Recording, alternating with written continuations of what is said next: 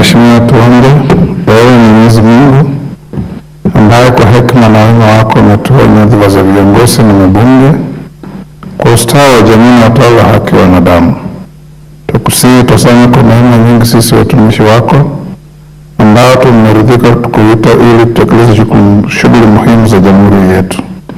Tukuomba uturumishie baraka zako sisi tuliokutanika hapa, na utujalie tuyatende na kufikiria mambo yote yatakayofikishwa mbele yetu kwa njia ya haki na uaminifu, ili utukufu na sifa zako ziendelezwe, na ili kustawisha amani, ufanisi na heri ya nchi yetu na wale ambao haja zao wamesikabidhi mikononi mwetu.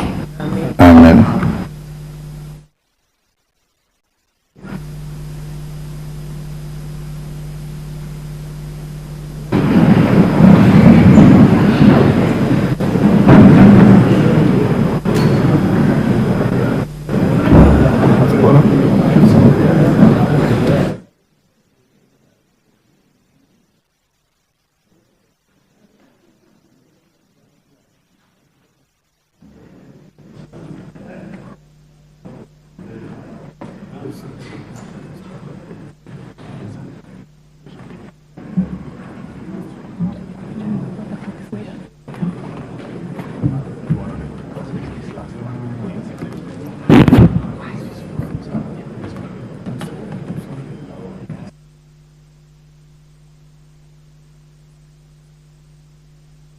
Honorable members, we have quorum to transact business. Clerk. Okay. Order number 1, administration of oath. Order number 2, communication from the chair. Honorable Janet, take your seat. I have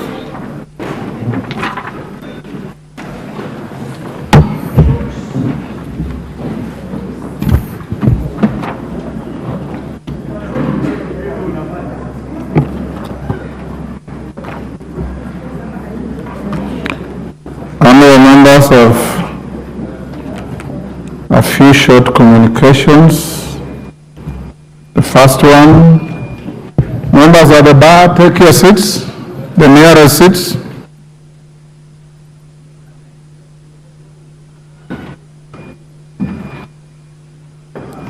Thank you. The first one is a recognition of a delegation from the County Assembly of Kisumu. Honorable members, I wish to introduce to you a delegation from the County Assembly of Kisumu who are seated in the Speaker's Gallery. The delegation comprises 9 members of the County Assembly Business Committee led by the Speaker, the Honorable Elisha Jack Oraro. They are accompanied by 8 members of staff led by the Clerk of the County Assembly, Mr. Owen Ojuok. The delegation is in the National Assembly to engage and learn on, among other things, the management and oversight of legislative business in the Assembly. On my behalf and on that of the National Assembly, I welcome the delegation to Parliament and wish them a fruitful engagement. I hope they stood up to be acknowledged. Thank you. You may take your seats. Honorable members of the bar, take the nearest seats.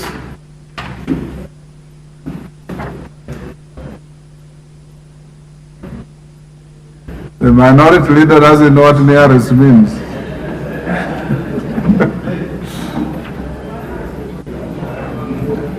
Alice Nganga, take the nearest seat.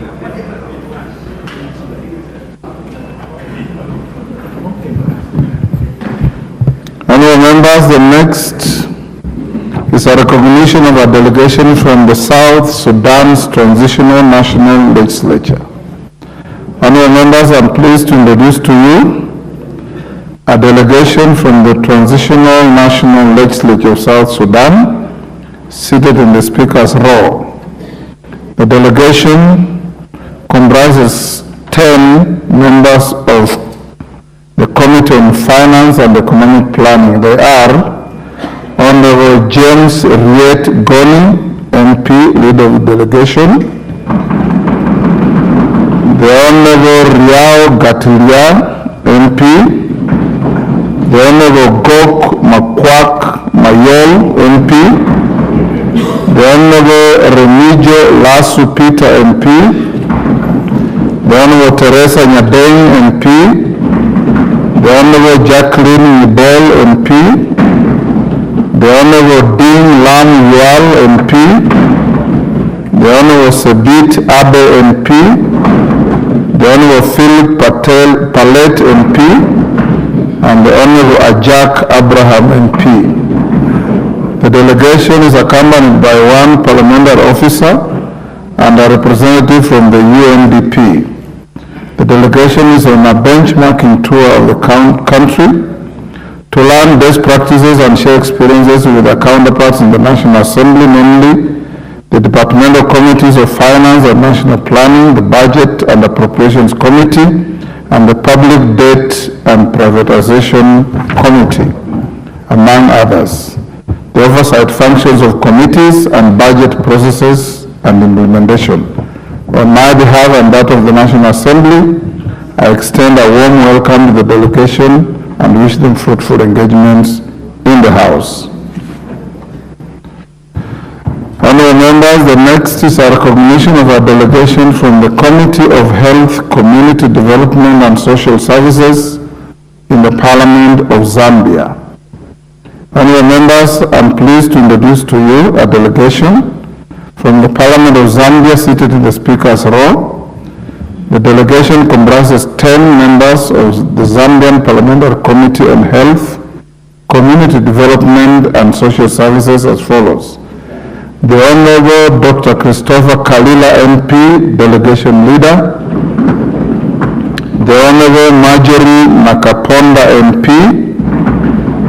The Honorable Masautso Tembo, MP. The Honorable Monty Chinkuli, MP. The Honorable Livan Jibombwe, MP. The Honorable Paul Chala, MP. The Honorable Joseph S. Muzanje, MP. The Honorable Hudson Mabeta, MP. And the Honorable Miles Samba, MP. The delegation is accompanied by 2 staff. The delegation is on the benchmarking study tour under the theme Devolution of the Primary Health Care Services in Zambia with our counterparts from our Departmental Committee on Health. On my own behalf and that of the National Assembly, I extend a warm welcome to them to the National Assembly and wish them fruitful engagement during their time in the country. Members at the bar, take the nearest seats.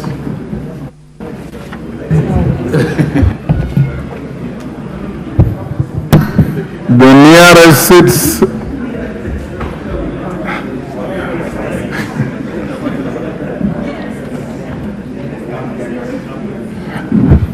Thank you, honorable members.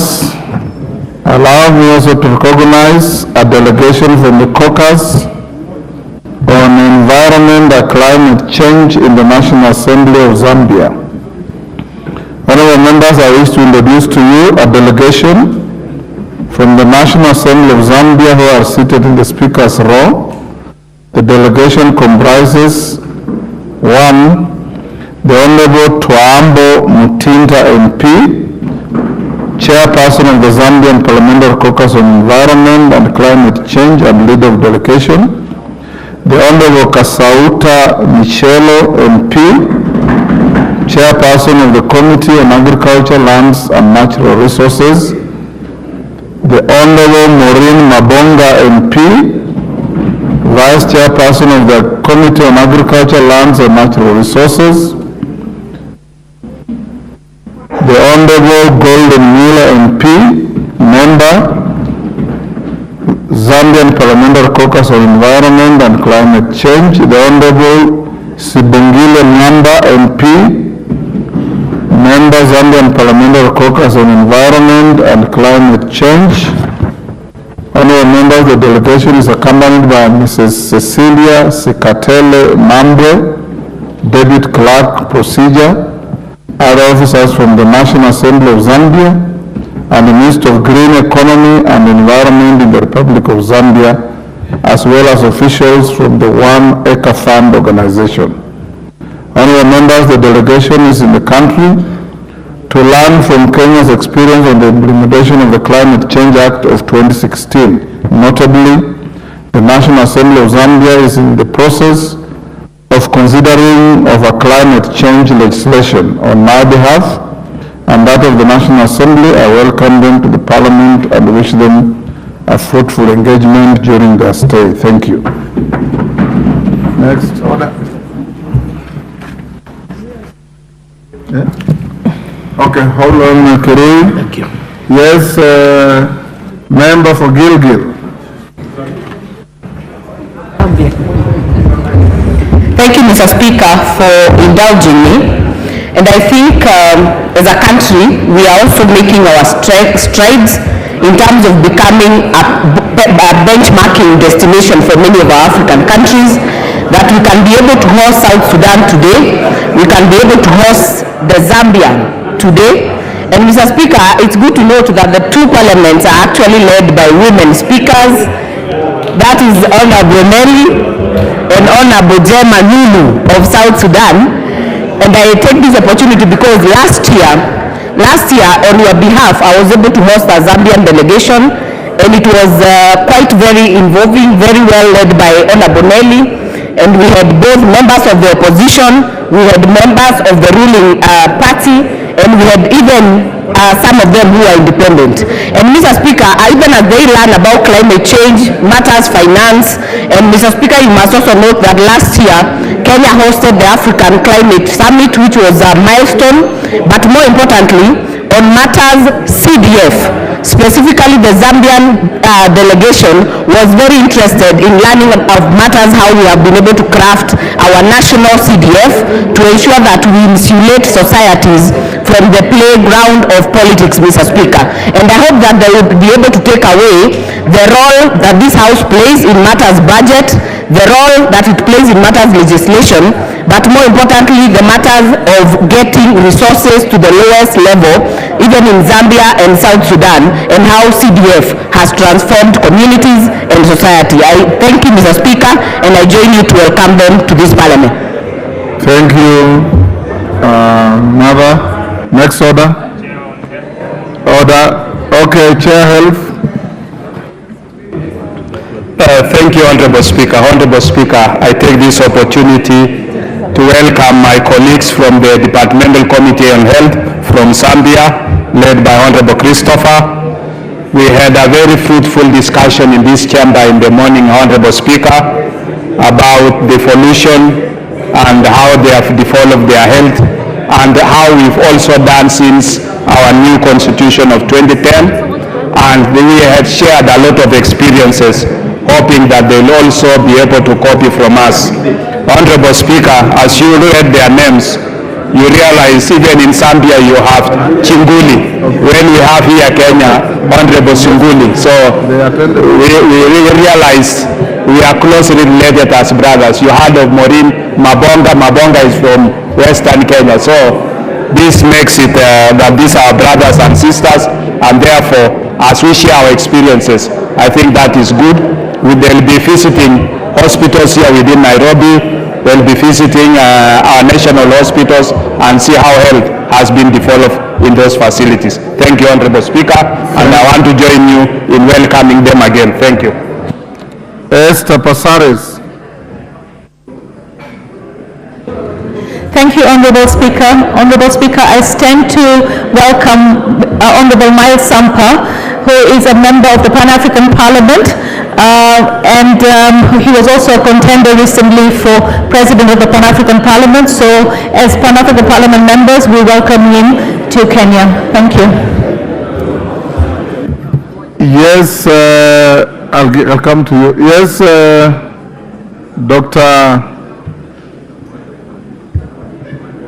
Dr. Makale Mulu. Yeah, thank you very much, Honorable Speaker. Honorable Speaker, I want to take this opportunity also to welcome our colleagues from Southern Sudan, those who are here to interact with the Committee on Budget Appropriations, the Committee on Finance and Planning, and the Committee on Public Debt and Privatization. I want to wish them well as we interact with them, Honorable Speaker. As you can see, they are meeting 3 committees which play a very big role in this House. So I want to join you and the rest of the members to say you're most welcome. Karibu sana Kenya. Minority Leader. The Honorable Speaker, thank you very much for your indulgence. I wish to take this opportunity on behalf and on behalf of my colleagues to welcome to the House of Parliament, specifically National Assembly, the delegation of the House Business Committee of the Kisumu County Assembly that is seated at the Speaker's gallery. The delegation, Honorable Speaker, is ably led by Speaker Elisha Oraro. Honorable Speaker, let me, as I welcome this wonderful delegation to this House, take this opportunity also to acknowledge that the Kisumu County Assembly is one of those county assemblies that has remained extremely stable, very stable, and has conducted its oversight role of the county executive very, very commendably. And I wish to encourage them and welcome them more and again to the Houses of Parliament. Thank you. We also should have acknowledged that Mr. Speaker allowed them to sit in our House Business Committee today. Which House Business Committee you missed today? Next order. Order number 3, messages. Yes.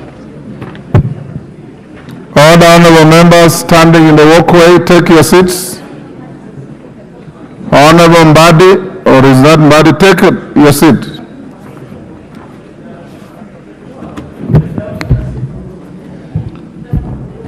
Honorable members, allow me to deliver a message from the Senate on the passage of 5 bills by the House of Senate. Honorable members, pursuant to the provisions of Standing Order 41-4 of the National Assembly Standing Orders, I wish to report to the House that I have received 5 messages from the Senate regarding the passage of 3 Senate bills and 2 National Assembly bills. The 5 messages convey that on 21st March 2024, the Senate considered and passed with amendments 1. The Coffee Bill, Senate Bill number 10 of 2023. 2. The Prevention of Livestock and Produce Theft Bill, Senate Bill number 12 of 2023. 3. The Parliamentary Powers and Privileges Amendment Bill, Senate Bill number 37 of 2023. 4. The Food and Feed Safety Control Coordination Bill, National Assembly Bill number 21 of 2023. And the Public Service Values and Principles Amendment Bill, National Assembly Bill number 46 of 2022. Honorable members, the Coffee Bill, Senate Bill number 10 of 2023, seeks to provide for the establishment of the Coffee Board of Kenya and the Coffee Research and Training Institute, provide for the roles of the national and the county governments, and the regulation, development, and promotion of the coffee industry in the country. The Prevention of Livestock and Produce Theft Bill, Senate Bill number 12 of 2023, seeks to provide a legal framework for the identification and movement of livestock, the prevention of livestock theft, the regulation of trade in livestock, and the return of illegally acquired livestock and firearms. The Parliamentary Powers and Privileges Amendment Bill, Senate Bill number 37 of 2023, proposes to amend the Parliamentary Powers and Privileges Act to give effect to Article 125 of the Constitution by operationalizing the powers of arrest by Parliament and Article 50 of the Constitution on the right to a fair hearing. Honorable members, with respect to the 2 National Assembly bills, the Food and Feed Safety Control Coordination Bill 2023 and the Public Service Values and Principles Amendment Bill 2022, you will recall that the National Assembly passed the 2 bills on 23rd August 2023 and 26th October 2023 respectively, and thereafter referred them to the Senate for consideration pursuant to the provisions of Article 110(4) of the Constitution. Honorable members, having passed the 5 bills, The Senate now seeks the concurrence of the National Assembly on the bills pursuant to the provisions of Article 110(4) of the Constitution and Standing Orders 46(1) and 161 of the Senate Standing Orders.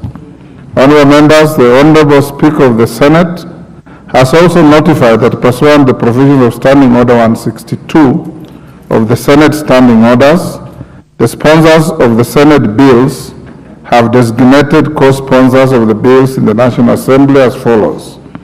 Senator Samson Cherargei, MP, being the sponsor of the Prevention of Livestock and Produce Theft Bill, Senate Bill number 12 of 2023, has nominated the member for North Imenti, the Honorable Abdul Rahim Dawood, MP, as the co-sponsor of the bill.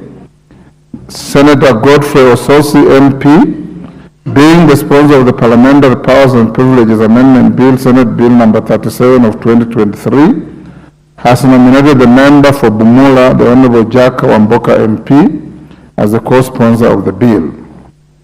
Honourable members, whereas the chairperson of the Standing Committee on Agriculture, Livestock and Fisheries, being the sponsor of the Coffee Bill, Senate Bill number 10 of 2023, has nominated the member for Kirinyaga County, the Honourable Jane Njeri Maina, MP, as the co-sponsor of the bill. I'm aware of a prior arrangement and agreement between the National Assembly leader of the majority party and the Senate majority leader on the marshalling for consideration of the said bill. So for the record, the two leaders agreed that the bill would be sponsored by the majority party once it gets to the National Assembly. This is to ensure that the bill is prioritized and considered in an expedited manner since it's emanated from the executive. The designation of co-sponsors of Senate bills in this House corresponds with the provisions of Standing Order 143(1)B of the National Assembly Standing Orders. In this regard, the designated members of the National Assembly will assume the role of co-sponsor of these respective bills and shall be responsible for marshalling their consideration in the National Assembly. Honourable members, in order for the House to commence consideration of the three Senate bills, the bills are scheduled in today's order paper for first reading. Thereafter, the bills stand committed to the following committees. A, the Coffee Bill, Senate Bill number 10 of 2023, and the Prevention of Livestock and Produce Theft Bill, Senate Bill number 12 of 2023, to the Departmental Committee on Agriculture and Livestock, and the Parliamentary Powers and Privileges Amendment Bill, Senate Bill number 37 of 2023, to the Committee of Powers and Privileges. Honourable members, with regard to the two National Assembly bills, I direct the clerk to circulate the Senate amendments to the two National Assembly bills to all members in accordance with standing orders. Thereafter, the messages and the Senate amendments to the two bills are referred to the respective committees as follows. The Food and Feed Safety Control Coordination Bill, National Assembly Bill number 21 of 2023, to the Departmental Committee on Agriculture and Livestock, and the Public Service Values and Principles Amendment Bill, National Assembly Bill number 46 of 2022, to the Departmental Committee on Labor. I urge the committees to prioritize the bills in their agenda and report to the House as soon as practicable to enable the House to proceed with the next stage of the bills. The House is accordingly guided. I thank you. Next order. Order number 4, petitions. Order number 5, papers. Majority Leader. I thank you, Honourable Speaker. Honourable Speaker, this afternoon I beg to lay the following papers on the table of the House today, Tuesday, April 16th, 2024. Honourable Speaker, the first reports of the Auditor General and financial statements for the year ended 30th June 2023 in respect of 1. Nyayo T-Zone Development Corporation, 2. Kenya Dairy Board, 3. Non-Governmental Organization Coordination Board, 4. Technical and Vocational Education and Training Authority, 5. National Council for Nomadic Education in Kenya, 6. Mama Ngina University College, 7. Kenya Deposit Insurance Corporation, 8. Nairobi Center for International Arbitration. 9. Nursing Council of Kenya. 10. Kisii National Polytechnic. 11. Nyeri National Polytechnic. 12. Private Security Regulatory Authority. 13. National Authority for the Campaign Against Alcohol and Drug Abuse, NACADA. 14. Council of Governors. 15. The Technical University of Kenya. 16. Kenya School of Law. 17. Meru University of Science and Technology. 18. Kenya National Highways Authority. 19. Nyandarua National Polytechnic. 20. Lake Basin Development Authority. 21. Kenya Medical Research Institute, KEMRI. 22. Kenya Cross National Polytechnic. 23. Southeastern Kenya University. 24. Bandari Maritime College. 25. Technical University of Mombasa, and 26. Murang'a University of Technology. Honorable Speaker, I beg to lay. Thank you, Majority Leader. Chairperson, Departmental Committee on Transport and Infrastructure. GK. Thank you, Honorable Speaker. Honorable Speaker, I beg to lay the following paper on the table of the House today, Tuesday, 16th April 2024. Report of the Departmental Committee on Transport and Infrastructure on its attendance of the annual meeting of the African Network of Road Safety Registrators held in Kampala, Uganda from 2nd to 3rd May 2023. Thank you, Honorable Speaker. Thank you. Chairperson, Departmental Committee on Defense, Intelligence and Foreign Relations. Thank you, Honorable Speaker. Honorable Speaker, I beg to lay the following paper on the table of the House today, Tuesday, 16th April 2024. Report of the Departmental Committee on Defense, Intelligence and Foreign Relations on its voting of nominees for the appointment as High Commissioners, Ambassadors, Permanent Representatives and Consul Generals. Next order.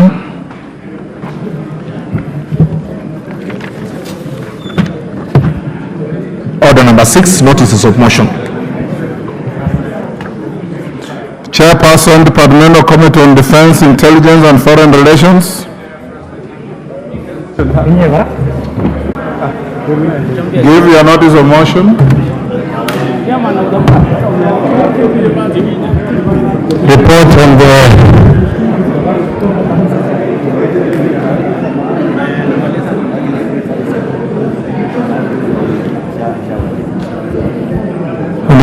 this is a notice of motion of the voting of the nominees, reporting the voting of the nominees for appointment to the position of High Commissioners. Order, honorable member, start by saying I beg to give notice of the following motion.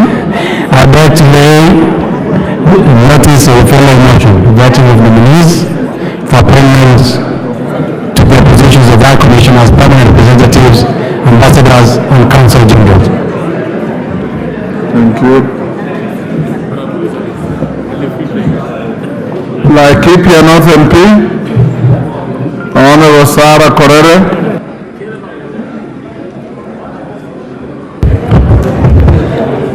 Thank you, Honorable Speaker.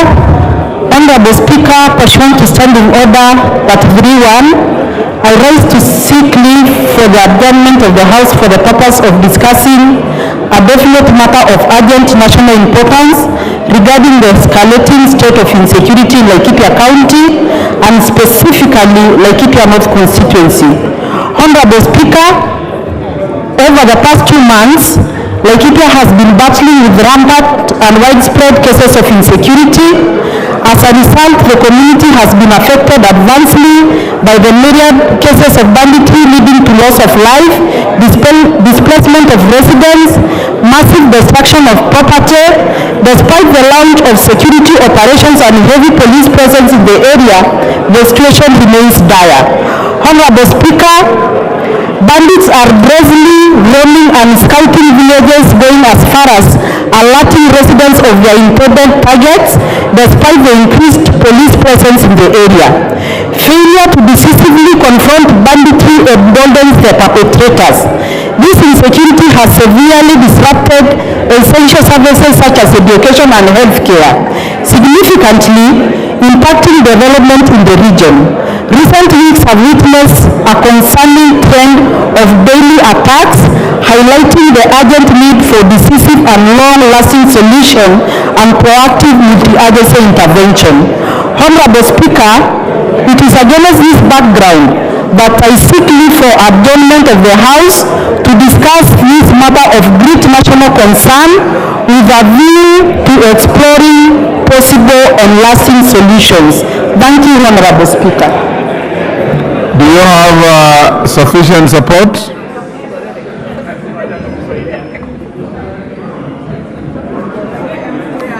Honorable members, in fact, take your seats. This motion generates interest from Sarah Korere and Honorable Kinjuri of Laikipia East.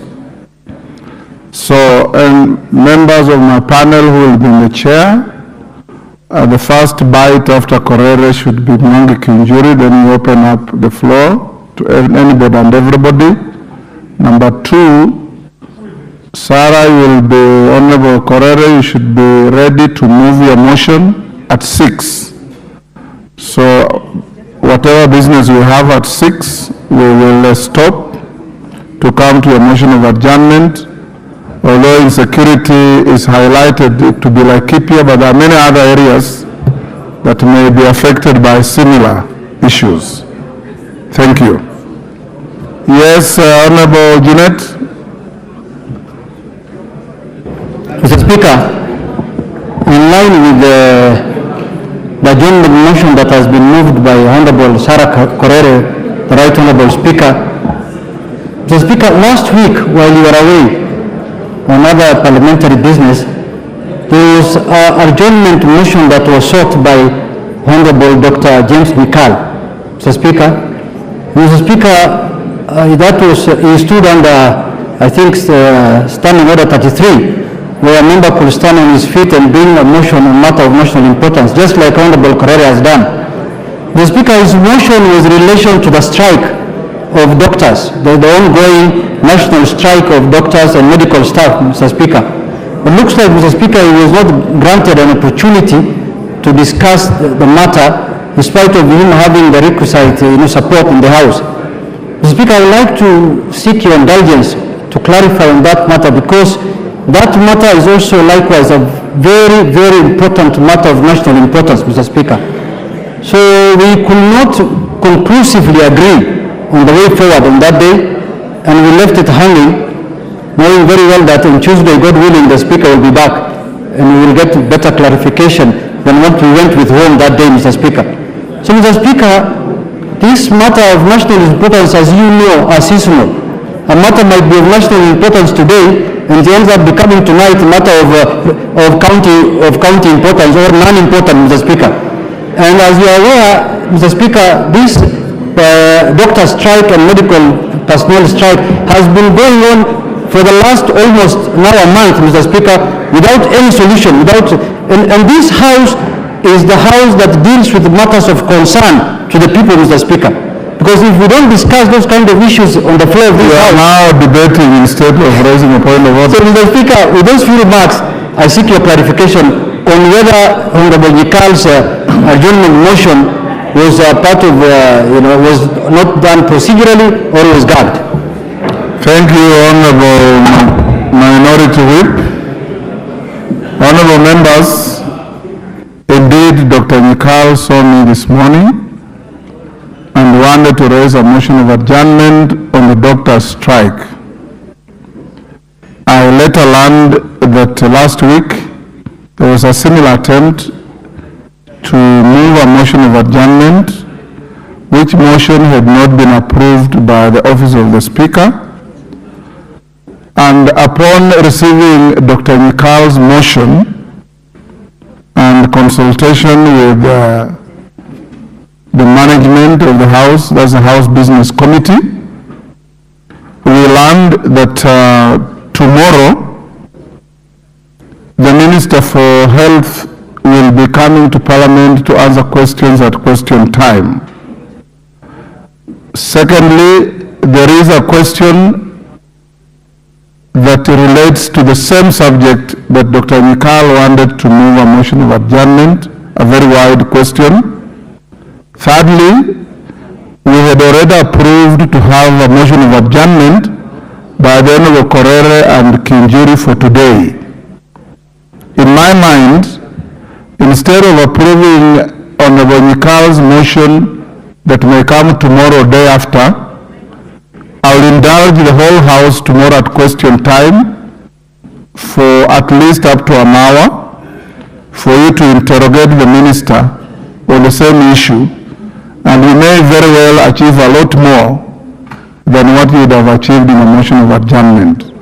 And I believe Dr. Mikal has been communicated to this effect, and he will get the first bite of joyriders on the question when it is asked tomorrow. Next order. Yes, who? Yes, on the same issue. Today you very effectively prosecuted this subject in the House Business Committee. Yes, today I was representing the minority leader, who I believe is still a majority leader until the court decides otherwise. But Mr. Speaker, thank you so much for capturing the spirit of the House. But away from the issue of the doctor strike or any other issue that come on the floor, the point that we are protecting is our space as members of this House. Because a motion of adjournment is very special to us. It is special to us because that is where we exercise our representative mandate on this House. And even though we are not able to resolve anything on that motion, but it gives us an opportunity to ventilate freely on issues. When a minister comes to the House, the minister is coming because we are having an oversight role over him or her. That may be so. But the space and the special space of this adjournment motion must never be clouded under issues of politics or the issues of the day. Because, Mr. Speaker, in your absence, a temporary speaker made a decision, which you are now aware, that when proceedings are taking place either in committee or some other place in the presence of Parliament, that the plenary is unable to interrogate and discuss those issues. We just want you to preserve the standing order and our space to ventilate openly, even if we don't resolve anything. That opportunity in itself is so sacred to us, and this is the issue that we present to you on the sacredness of that standing order to a member of Parliament, whether this side or the other side, on any issue that we think should be addressed. Thank you. I hear you. Honorable Coach, I understand you did not properly give your notice of motion. Can I go ahead now? Honorable Speaker, my apologies. Honorable Speaker, I would like to give the notice of the following motion. Taking into consideration the findings of the Departmental Committee on Defense, Intelligence and Foreign Relations in its report on the voting of the nominees for the appointment as High Commissioners, Ambassadors, Permanent Representatives and Consul Generals, laid on the table of the House on Tuesday, 16 April 2024, and pursuant to provisions of Article 132E of the Constitution, Section 22 of the Foreign Service Act 2021 and Section 3 and 8 of the Public Appointments Parliamentary Approval Act 2011, this House approves the appointments of the following persons as High Commissioners, Permanent Representatives, and Ambassadors. I will have them in cluster High Commissioners. Ms. Catherine Kirumba Karemo, London, United Kingdom. Honorable Josh Mwangi as High Commissioner, Kampala, Uganda. Honorable William Tomiton as High Commissioner, Lusaka, Zambia. Ms. Caroline Kamano Daudi as High Commissioner, Ottawa, Canada. Lieutenant General Peter Jiru as High Commissioner, Islamabad, Pakistan. ambassadors, Honorable Frederick Otieno Ruto, Cairo, Egypt. Professor Anne Kisaka Nyanguru, Dakar, Senegal. Mr. Timothy Kaluma Mcharo, Algiers, Algeria. Honorable Christopher Andrew Langat, Abidjan, Cote d'Ivoire. Mr. Jessica Mudoni Gakinya, Rabat, Morocco. Honorable Alima Yusuf Mucheke, The Hague, Netherlands. Mr.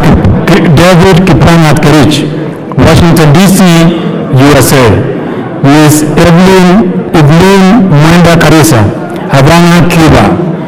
Dr. Peter Mutuku Mavuki, Moscow, Russia.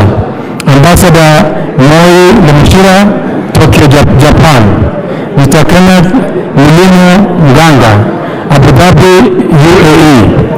Lieutenant General John Amangi, Tehran, Iran. Mr. Abdi Adam Koryo, Muscat, Oman. Permanent representatives. Ms. Gertrude N. Angote, United Nations Environment Program, UNEP. Ms. Grace Atieno Okara, United Nations Habitat. Dr. Fancy Tor, Ambassador and Permanent Representative, Geneva.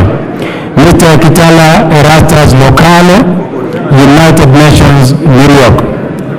Consuls General, Mr. Ezra Chiloba, Los Angeles, USA. Mr. Adam Mohammed, Jeddah, Saudi Arabia. Mr. David Iboko Lokemer, Dubai, UAE. And two that rejects the appointment of Mr. Charles Gipingi Keiru as Consul General, Goma, Democratic Republic of Congo, and three resolves that henceforth consuls generals should undergo vetting after their nomination by appointing authority, and that the appointing authority cause the serving consuls general not voted for their vetting and approval by the National Assembly. Thank you. Thank you, Honorable Coach. Honorable members, as we go to order number 8, allow me to rearrange the business on the order paper a little. Let's do order number 9, 10, and 11 being first reading. Then we come back to order number 8 for the mover to reply on the motion on MGCDF Vihiga County. Clerk?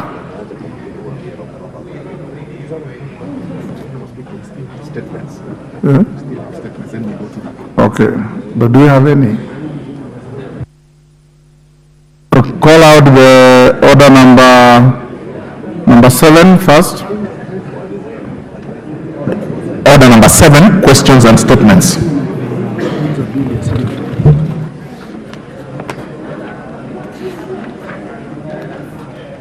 We don't have any. It's a response. There are responses actually under number 5. Chairperson, Departmental Committee on Administration and Internal Security, to respond to a statement requested by the member for Kitutu Masaba. Honorable Russell, is the member for Kitutu Masaba present? Yes. Thank you very much, Honorable Speaker. Honorable Speaker, I wish to respond to statement on the delayed release of autopsy report of the late Inspector Walter Nyamato. Honorable Speaker, the member for Kitutu Masaba constituency, Honorable Clive Gisaro, has sought for a statement regarding the delayed release of autopsy report of the late Inspector Walter Nyamato. The honorable member particularly sought to be informed: 1. Under what circumstance did National Police Service dispatch officers from the Kenya Police Service, including the late Inspector Walter Nyamato, to the Republic of Haiti despite a High Court order? barring the government from deploying Kenya Police Service officers to the said nation. 2. Why it has taken inordinately long for the autopsy report of the late Inspector of Police Walter Nyamato to be released to the family. 3rd, when should the family expect to receive the autopsy report and have the body of their loved one repatriated for a decent send-off and in order to find a closure on the loss of their loved one? Mr. Speaker, I wish to report as follows.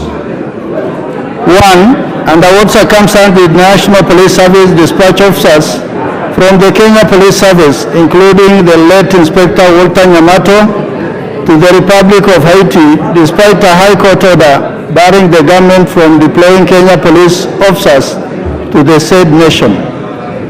Honorable Speaker, the late Chief Inspector of Police, personal number 2008-070-300, Walter Nyamato was employed on 4th April 2008 as an administration police service officer and has been in active service until his unfortunate demise. Honorable Speaker, the High Court ruling dated 26 January 2024 laid out the procedure that the government of Kenya should engage regarding any interest of deploying National Police Service personnel in any foreign country.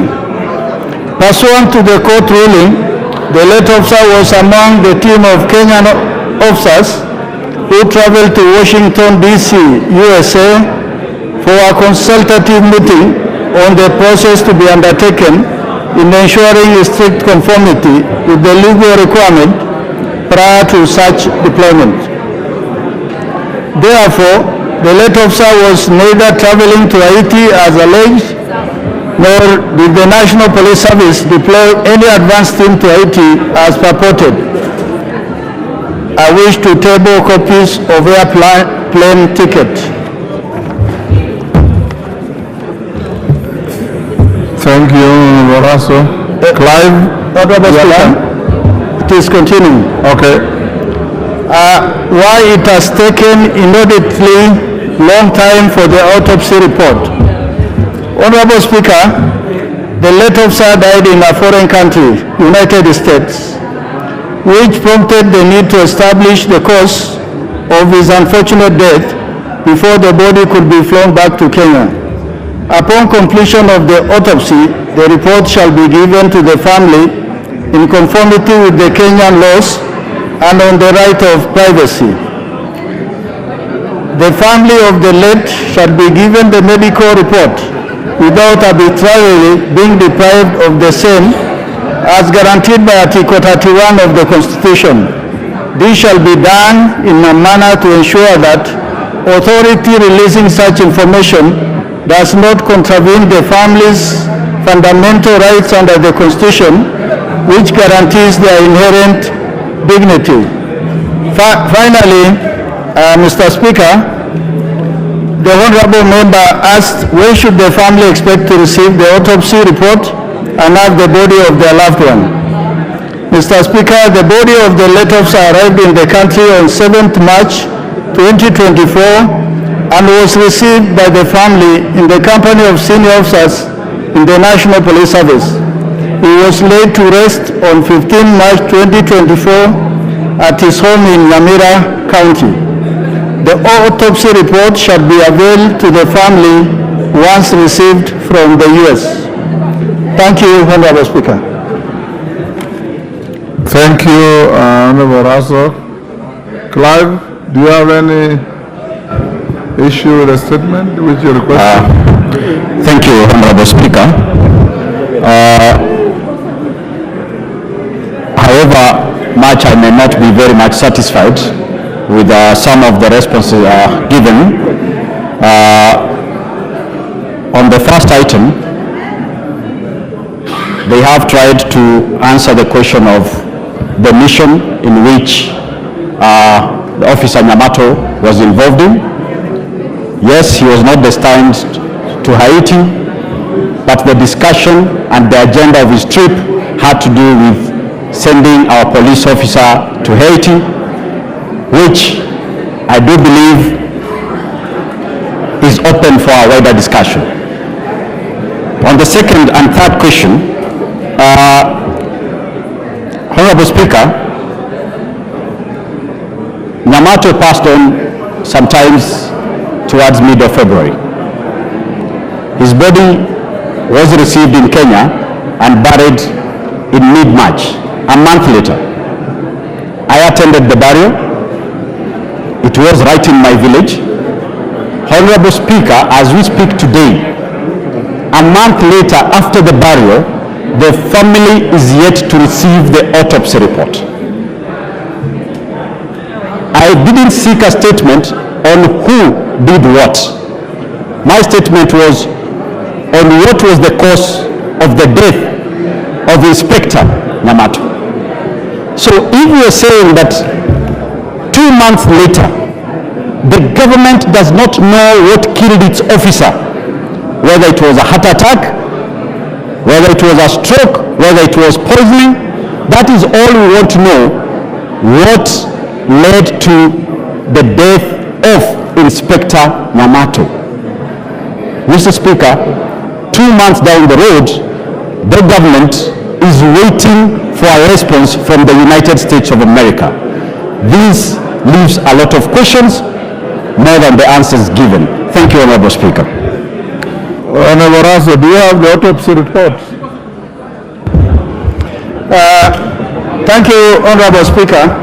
Honorable Speaker, I understand the concerns of the Honorable Member, but I think the issue that we both must understand, this officer died in a foreign country, where that information of autopsy may not necessarily be released to the government, but even if that is done, the person who must receive the information first is the family. I think the response by the Honorable Minister is very clear, that we must respect that the family must be given this information in confidence. But as it were, we even spoke to the CS that is in contact with the Kenyan embassy in Washington, so that they are able to get this autopsy report. Thank you, Honorable Speaker. Yes, Wanda. You know, this saga, Honorable Speaker, they are surrounding the death of Inspector Nyamato, raises a lot more fundamental issues, not just about Nyamato now, but any other Kenyan officer who in future might find themselves in a similar situation. Honorable Speaker, I think the relevant persons, through the chair, should take this matter a bit more seriously. You know, Honorable Speaker, it is thoroughly agonizing for a family to lose a loved one, and 3 months now almost, nobody is telling them what caused his death. You know, that is the simple thing the Honorable Gifaro is asking for. And the question of what took Inspector Nyamato to the Washington DC is not yet addressed. Because, Honorable Speaker, Nyamato was a fairly junior officer by all standards. So the country, this of all the family, deserves full disclosure. Even if we talk about national security issues, but we deserve full disclosure at what was the role that Inspector Nyamato, a fairly junior officer, going to play in Washington DC, if not Haiti. These are questions that have to be answered now or later, Honorable Speaker. Thank you. Yes, Sir Dado. Thank you very much, Honorable Speaker. I think as a committee we will take it upon ourselves to make sure that we get the autopsy report as soon as possible. Thank you, Honorable Speaker.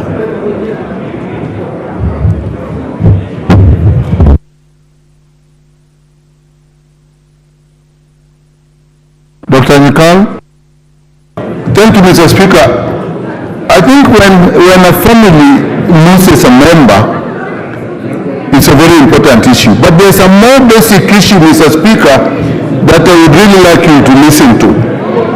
This process we have created of seeking statements from chairs of committees, Mr. Speaker, I think we are giving ourselves a real deal because we read written statements. As MP, as members of parliament and chairman of committee, we do not have information. So if you are not careful, the ministers are actually going to use us to actually delay issues. So, Mr. Speaker, I think we should rethink this whole area because in any case, I have seen it many times, the chairs, and that is natural, tend to even now to protect what the ministers given, while that is not our role. So, Mr. Speaker, as I agree that what will be done, let us review this process. Thank you, Mr. Speaker. It is up to what a member elects. When I communicated to this House that the ministers will be coming here to answer questions, I also gave members an option. If you wish to seek for a statement through a committee chair, which information may be inadequate or may not have sufficient material to answer supplementary questions, you get what you ask for. Because ministers come here routinely. In fact, on the list of ministers to come, as indicated to me by the majority leader, the Minister for Interior will be here in the next 2-3 weeks. So if the Honorable Klein had elected to fire a question to the minister, what you are complaining about would not be there. He chose to file a question to the committee, and the committee has brought what the minister has given them. So it's a matter of choice. Choose well, you get a good answer. Choose badly, you may get an inadequate answer. Yes, Kamket, we are coming to your statement. The next statement is in response to your request. So there's nothing out of order at this point. Dida Russell, next, not Russell, Chairperson, Departmental Committee on Tourism and Wildlife. Who is the chair? Kareke Nduki. Well, thank you, Mr. Speaker, sir. Mr. Speaker, sir. Is in response to a question by the member for Tiat. Yes, sir. Go ahead. Thanks so much, Mr. Speaker, sir. Mr. Speaker, sir, I'm going to respond to the statement by the Honorable William Kamket, MP for Tiat constituency, regarding recruitment of rangers by Kenya Wildlife Service. Mr. Speaker, sir, pursuant to the provision of Standing Order 44(2)C, the above member requested for a statement from the chairperson of the Departmental Committee on Tourism and Wildlife regarding the above subject matter on 11th April 2024. The committee resolved to write to the Cabinet Secretary, Minister of Tourism and Wildlife, on a letter dated 12th of April, inviting the Cabinet Secretary to appear before the committee on 16th of April 2024 to respond to the specific matters raised in the statement. Mr. Speaker, the Ministry of Tourism and Wildlife commenced recruitment of rangers yesterday, 15th of April 2024, following a nationwide advertisement placed on the dailies on 19th of March 2024. Honorable Speaker, during the committee meeting which was held today, and whereby we had invited the Honorable William Kamket, and actually he was present. The Cabinet Secretary reported to the committee that extensive effort were undertaken in order to mobilize resources for the ongoing recruitment. The Cabinet Secretary noted that the service did not receive any budgetary support from the Exchequer due to the ongoing national fiscal consolidation measures. However, Mr. Speaker, noting that the last recruitment by KWS was conducted in 2015, and the services sought alternative funding to support the recruitment, which was aimed at mitigating the ever-increasing human-wildlife conflict. Mr. Speaker, there is the military utilized Wildlife Endowment Fund, which it is within the KWS to be able to recruit 1,000 rangers. Mr. Speaker, while the committee appreciates the measures taken by the ministry to facilitate the recruitment, the committee observed that using counties as basis for designing the recruitment schedule would disadvantage members of the public living in power plug sub-counties. Mr. Speaker, Article 21(3) of the Constitution provides that all state organs and all public officers have a duty to address the needs of the vulnerable groups within the society, including youth and members of the minority or the marginalized communities. Mr. Speaker, further Article 56 mandates the state to put up place affirmative action program designed to ensure that the minorities and the marginalized groups are provided special opportunities for access to employment. Mr. Speaker, the Cabinet Secretary indicated that the services resolved. The Cabinet Secretary indicated that KWS resolved to conduct the recruitment at the county level due to the prevailing budgetary constraints. It admitted that the ministry has implemented a centralized recruitment process designed to allocate slot per constituency in order to guarantee fair and adequate distribution of successful recruits, Mr. Speaker. Mr. Speaker, the implication of this is that it is only the recruitment which is centralized at the county headquarters level, but each and every constituency will be able to have their own fair share and will be able to have separate recruitment per constituency, but in a centralized location, Mr. Speaker. Mr. Speaker, the members of the committee raised additional concerns relating to the recruitment, including lack of equal opportunities for youth and at the constituency level, particularly outlining the sub-counties which have limited opportunity. The Cabinet Secretary indicated that the Ministry has implemented mechanisms to ensure that appropriate corrective measures will be taken where the disparities are identified, including adjusting numbers of recruitment to address the gaps. It's admitted that the measures designed to address any possible shortcomings will ensure fair representation of the minority and the marginalized community, and also, Mr. Speaker, considering the population density of each and every sub-county, Mr. Speaker. Mr. Speaker, the same will also be used to use the logistics and ensure challenges likely to be encountered by the members of the public. Mr. Speaker, as a committee, we found that the issues of security, like what is happening in Baringo County, Mr. Speaker, could be able to disadvantage members of public from Tiati. But nevertheless, Mr. Speaker, since the exercise has already taken off, we agreed with the Cabinet Secretaries further affirmative actions will be taken in case there is any disparity. Mr. Speaker, the Cabinet Secretary also submitted that the Ministry has established an affirmative action for counties bordering national parks and mostly affected by the human wildlife conflict. Mr. Speaker, these counties which will be able to get extra numbers due to by virtue that they are bordering counties are Nairobi, Nakuru, Kajiado, Meru, Bungoma, Garissa, Taita Taveta, Narok, Makwiny, Homa Bay, Turkana, Trans Nzoia, Machakos, and Siaya counties. Honorable Speaker, the committee will ensure that a report detailing the number of recruits, their names, county, sub-county, and the constituency will be presented to this House once the recruitment exercise is over. I thank you, Mr. Speaker, sir.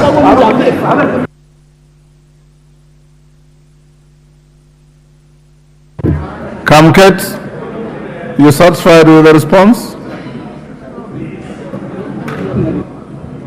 Give Kamket the mic. Thank you, Mr. Speaker. Indeed, Mr. Speaker, I appeared before the committee in the morning as a friend of the committee, and the response by the chair captures what the minister said, except, Mr. Speaker, that there are no guarantees. What is happening, Mr. Speaker, from the explanation of the Cabinet Secretary, what seems to be happening is that the ministry has decided to transfer the burden of cost from the ministry to the hustlers themselves. Instead of the ministry going down to the sub-counties, they have gone to the counties in order to save costs. So therefore, the young men and women who would be looking for those to be recruited will have to travel hundreds of kilometers, spend the night at the county headquarters, and in their thousands. So therefore, the cost goes to those who are seeking to be employed instead of the ministry bearing the cost of that employment. Number two, Mr. Speaker, we have serious security challenges in the county of Baringo at the moment. And as I speak in this house, Mr. Speaker, there is no public transportation from any corner of Tiati towards Kabarnet. And that's a problem that our people, the people I represent, it is guaranteed that they will not be able to be employed or to be recruited at Kabarnet during this recruitment exercise. But as you mentioned earlier, when Honorable TJ raised on the matter of statement, this is a real question. Because the problem we have is this. The only avenue I had to raise this matter, which was quickly available, is to seek a statement. Because if I was to ask a question... Honorable Kamket, you are now attempting to justify why you requested for a statement. It is not an issue. If you are seeking a clarification from the chairman of the committee, go ahead and do so. If you are satisfied with the explanation he has given, take your seat and we move to something else. Because you can't elect to ask for a statement and then try to justify why you did so.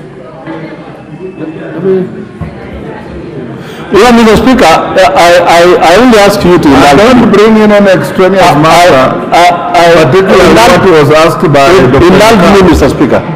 Can you indulge me? Okay? Thank you, sir. You know, Mr. Speaker, when there are urgent issues and the Cabinet Secretary is not scheduled to appear for question time, what other avenue do we have? Except now to try this lame one of seeking a statement. I was only lucky, Mr. Speaker, that your request for a statement is legitimate. Yeah. It does not contradict any standing order. Yeah. You are perfectly right in asking for your statement. The statement has come. Yeah. What the opportunity you have now is to seek any clarification arising out of the statement. You've understood me at least. And if you are satisfied, you say, I am satisfied, thank you. I am not satisfied, Mr. Speaker. That's why can I ask the chairperson, Mr. Speaker, what guarantees does he have? What guarantees can he give that the people of Tiati shall be recruited at the county headquarters, given the problem of insecurity that we have in the county at the moment? That is good. Yes, Milemba. Kareke Mbuki, take... Thank you, Honorable Speaker. Though the Honorable Member of Tiati looks at this as a weak link, I want to ride on his having asked for this statement because it gives me a great platform that we have the same challenge in our constituencies in Uhuru and more specifically in Muhaya, where I represent. That members and the young people in this state of the nation where employment is very difficult, everyone is very keen about any opportunity that arises for employment. And members in my own constituency Muhaya were told to walk all the way to Kisumu, which is very far, and that actually limits the number of young people who would go to actually sort for this employment and jobs and opportunities provided for by KWS. So yes, we get the statement, and I want to thank the member of Tiati for having sought for this statement. I want to ask the chair that which guarantee moving forward is there that in future, or even now, if it's possible, this business of recruitment for KWS can be done at the constituency level, which is the baseline where everybody can actually access the opportunities because we want to give equal opportunities to all the Kenyans.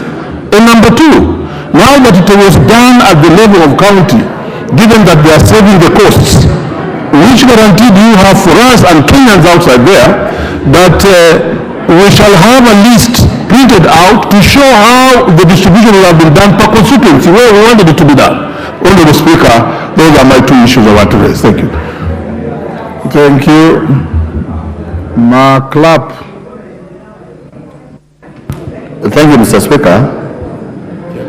I wish to acknowledge that there are security challenges in Baringo, and also agree with the chairman for tourism and wildlife. But one thing that is required, Mr. Speaker, through you, that is a publication of the number of recruits per constituency in Kenya for KWS. Even if it is few positions, let it be cassetted that Baringo North will get this number, Theatre will get this number, Kisumu Rural will get this number, so that there is a muhaya should get their specific numbers, so that we ensure equity and fairness throughout the Republic of Kenya and avoid incidences of litigation. You've seen how litigation has come, Mr. Speaker, for recruitment of even KRA, because when one corner of the Republic or one constituency takes everything, then it brings a lot of litigation and things don't move forward in the country. So the chairman can liaise with the Director General of KWS and the minister responsible, so that as they carry out this recruitment, before they announce to the recruits in the field, in the county headquarters, that these are the number for every constituency, and then from there you sort out per constituency, so that we are truly represented in Kenya. Thank you, Mr. Speaker. Pareo. Giving me this opportunity, and I want to add my voice to what the members have said, because when it comes to an opportunity like this one, we want all Kenyans to enjoy the opportunity, and when it is done in a way that you don't even understand who is being hired, and even reaching to the people that are needed to be employed.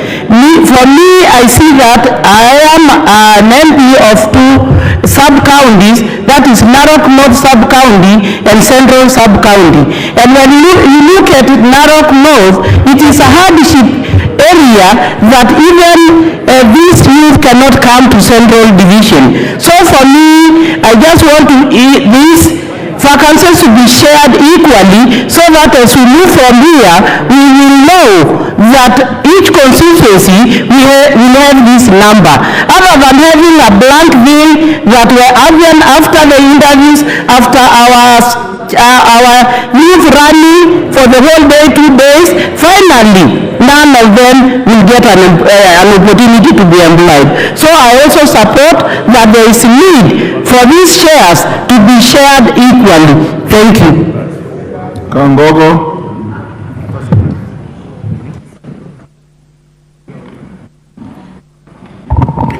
Thank you, Mr. Speaker. Mr. Speaker, though the exercise by KWS has already started in many parts of the country, and it might be difficult maybe to reverse, but Mr. Speaker, we want as a House to say that, Mr. Speaker, such positions should be shared amongst the constituencies in the future. Mr. Speaker, Marakwet East, for instance, from Iten, the county headquarters of Marakwet County, hundreds of youths, Mr. Speaker, started coming yesterday, because traveling from the border of West Pokot to Iten takes, it's almost 200 kilometers. So they had to come yesterday, they have to sleep Iten, so that tomorrow they now participate in the exercise. And you will find that, Mr. Speaker, Marakwet County may be having like 10 slots, and you have almost a whole 400 youth. They have traveled hundreds of kilometers. Mr. Speaker, I want to ask the ministry, through the chair, my good friend here, so that in future, Mr. Speaker, in the next or future exercise, they make sure that they take this exercise to near the people, Mr. Speaker, and also share the slots among the constituencies. Thank you, Mr. Speaker.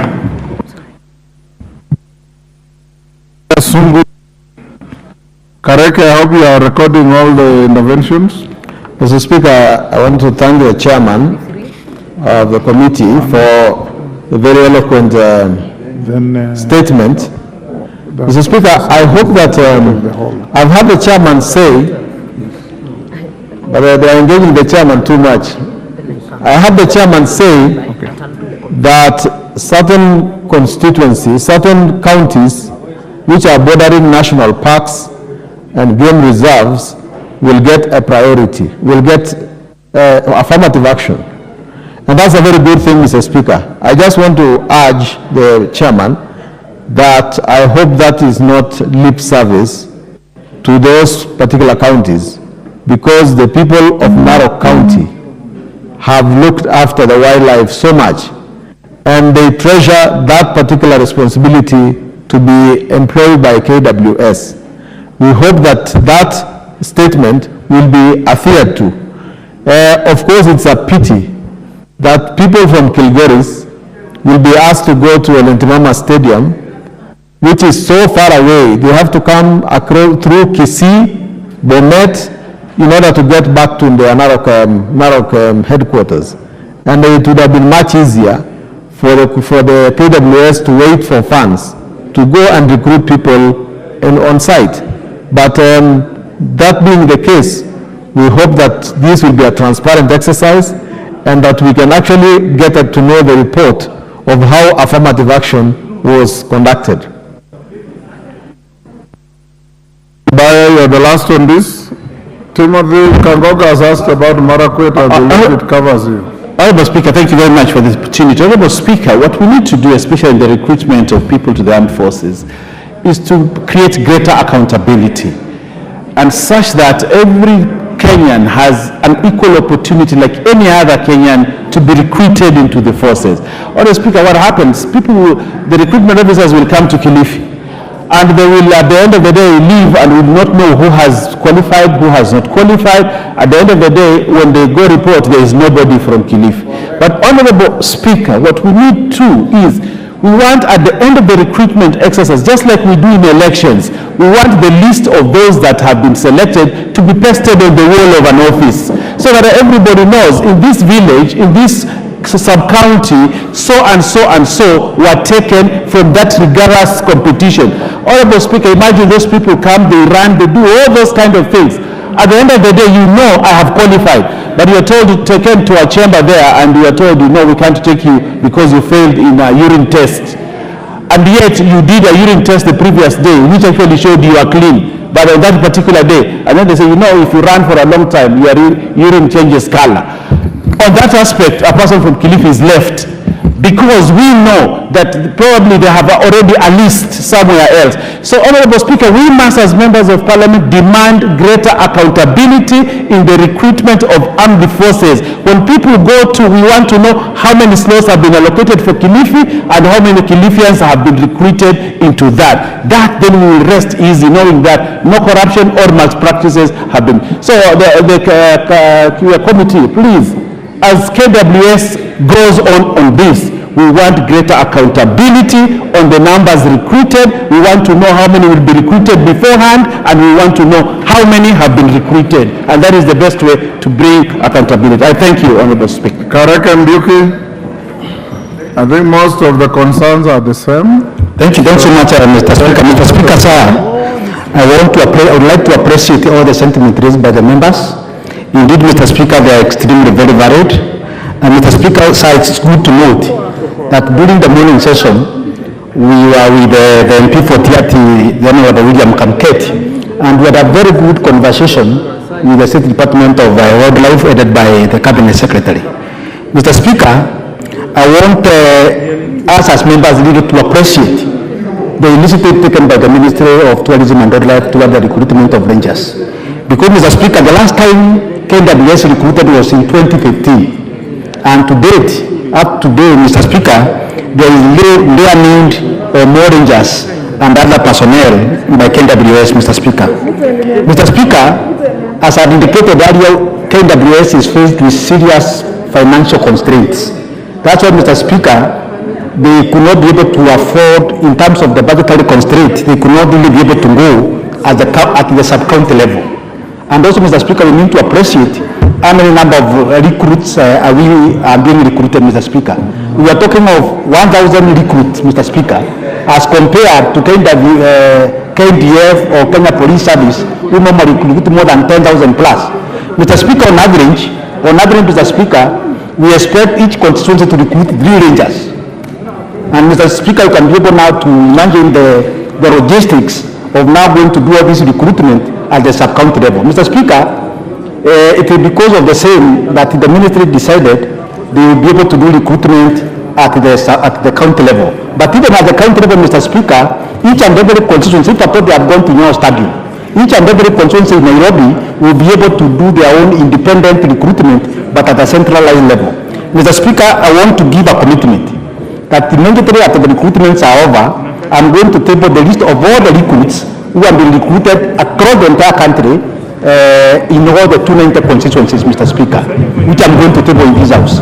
Mr. Speaker, at the same time, I want to give a commitment that each and every constituency will be able to get its own fair share of each and every recruit in their respective constituency. So, Mr. Speaker, basically the members were so much concerned what to really be able to go to each and every sub-county or each and every constituency. But, Mr. Speaker, this is a learning lesson because I'm aware that Kenya Police Services, Kenya Police, KDF will be recruited in the near future. Let them first and foremost be able to table the distribution for each and every sub-county before the time of recruitment. Mr. Speaker, we have also learned that the ministry has written to the National Treasury because these 1,000 rangers is a step-gap measure. Once we get further funding, the check-up from the supplementary tool, then, Mr. Speaker, and because the demand, the requirement, the establishment requirement for the rangers is more than 5,000, almost 7,000, Mr. Speaker. I want to give another taken during the next recruitment, which is scheduled either this financial or next financial year, the recruitment to be done at the sub-county levels, Mr. Speaker. It will mainly remark, Mr. Speaker, and beg to submit. Thank you. Thank you. Next order. We now proceed in the manner directed. Thank you. Order number 9. Order number 9, the Coffee Bill, Senate Bill number 10 of 2023, first reading. A bill for an act of parliament to provide for the establishment of the Coffee Board of Kenya and the Coffee Research and Training Institute, the roles of the national and county governments, the regulation, development and promotion of the coffee industry, and for connected purposes. Order number 10, the Prevention of Livestock and Produce Theft Bill, Senate Bill number 12 of 2023, first reading. A bill for an act of parliament to provide for a legal framework for the identification of livestock, the movement of livestock, the prevention of livestock theft, the regulation of trade in livestock, the return of illegally acquired livestock and firearms, and for connected purposes.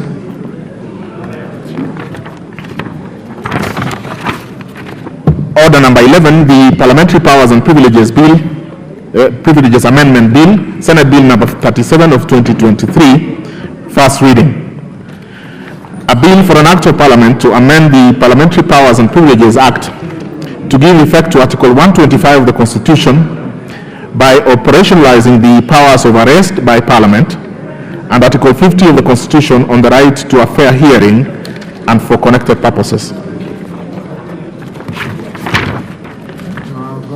Order number 8. Order number 8, motion, reports of the Auditor General on the National Government Constituencies Development Fund for 5 constituencies in Vihiga County. Mover to reply. Muliongo, is that you? Yes, Mr. Speaker. You may reply. Mr. Speaker, I wish to thank members who contributed to the debate on Decentralized Funds Accounts Committee report on audited accounts for 5 constituencies in Vihiga County for 3 financial years, 2013-2014 to 2015-2016. The constituencies examined included Vihiga, Sambatia, Amisi, Emuhaya, and Luanda. Honorable Speaker, I wish to take this opportunity to thank the constituency committees, the fund account managers, and the project management committees for utilizing the money given to them well on behalf of the people of the 5 constituencies. I also wish to thank the honorable members for these constituencies for patronizing the funds well. Honorable Speaker, it has come out clearly from the debate that NGCDF is the only development fund that is visible in all the remote villages in Kenya. That NGCDF benefits the most vulnerable school-going children in the villages, and it is indeed an economic stimulus fund that benefits and backs the common mwananchi in the remotest corners of the villages in Kenya. Honorable Speaker, it has come out clearly from the debate, and like the notion with those naysayers against NGCDF, MPs have no role in NGCDF monies and accountability. Projects are identified by the communities, processed by the constituency committees and the fund account managers, and implemented by the project management committees. MPs are only involved with oversight, like they do with all the other national government projects by the ministries and state agencies. Honorable Speaker, in the context of this report processed by my committee, I wish to congratulate the people of Vihiga, Amisi, Muhaya, Sambati and Luanda for the good projects they implemented. Live examples of the projects which are testimonies of the good work include St. Ursula Chamakanga Girls High School in Sabatia, Chebutulu Police Post in Amisi, Kilingili Secondary School in Muhaya, Ekwanda Secondary School in Luanda, among many other projects. Honorable Speaker, I support the sentiments made during the debate that our county governments should do benchmarking like what Kisumu has done today and emulate NGCDA policies in the implementation of their programs. Honorable Speaker, CDA projects are the only projects which are fairly and equitably distributed across the country. They are well implemented on time, benefits the poor and the vulnerable, and reaches the most remote villages in Kenya. Last but not least, Mr. Speaker, I propose that CDF should be expanded to include other development programs like electricity, agriculture, water, roads, among others, in order to benefit all the communities in Kenya. Finally, Mr. Speaker, I thank the members for their contributions and support, and you in particular for scheduling and facilitating the debate. With those remarks, Honorable Speaker, I beg to reply. Thank you. Thank you, Honorable members on their feet. Take your seats. Order. Order, members on your feet. Take your seats.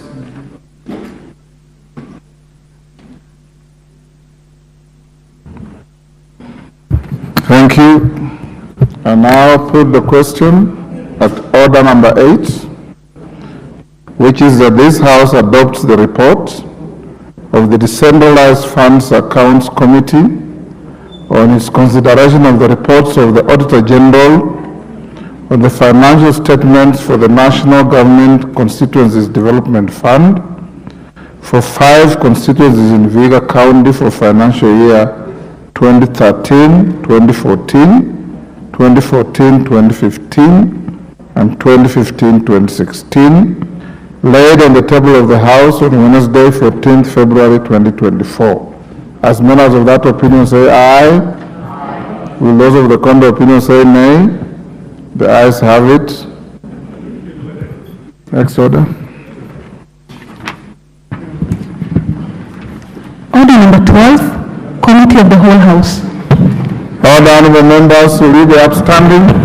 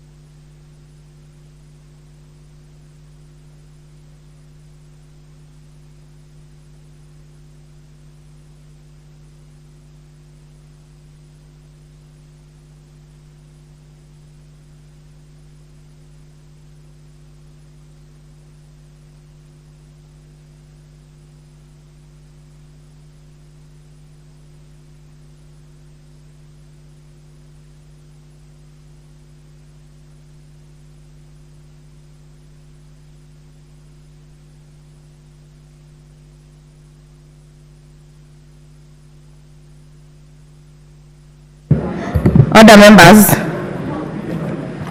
honorable members, we are now in the Committee of the Whole for the consideration of the National Government Administration Laws Amendment Bill, National Assembly Bill number 73 of 2023.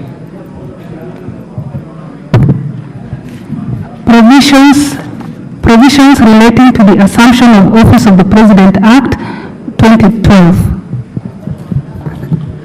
I propose the question that the provisions relating to the Assumption of the Office of the President Act 2012 be amended as proposed. Section 52CA.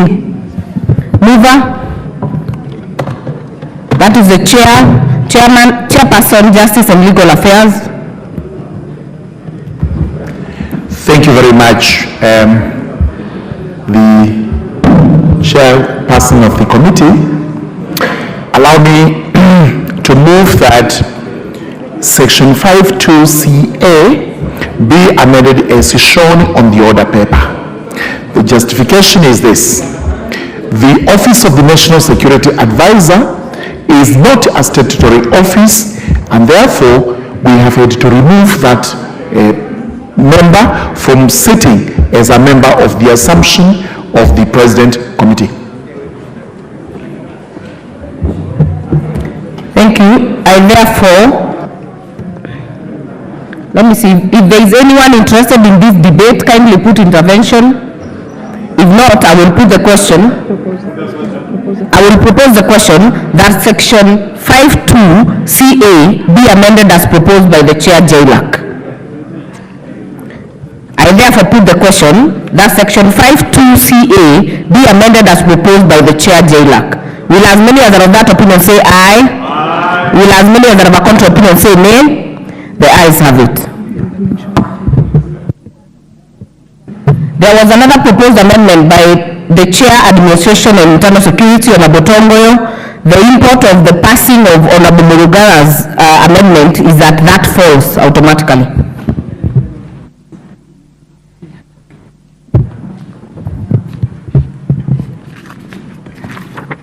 Section 52CB and R. This one have no amendment.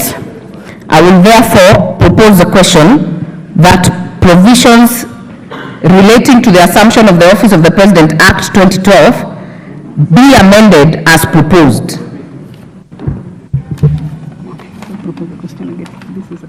I propose the question that Section 52CB and R be amended as proposed in the bill. There is no amendment. I therefore put the question that Sections 52CB and R be amended as proposed in the bill. Will as many as are of that opinion say aye? Aye. Will as many as are of a contrary opinion say nay? The ayes have it. New sections 5, 2, 3, and 4.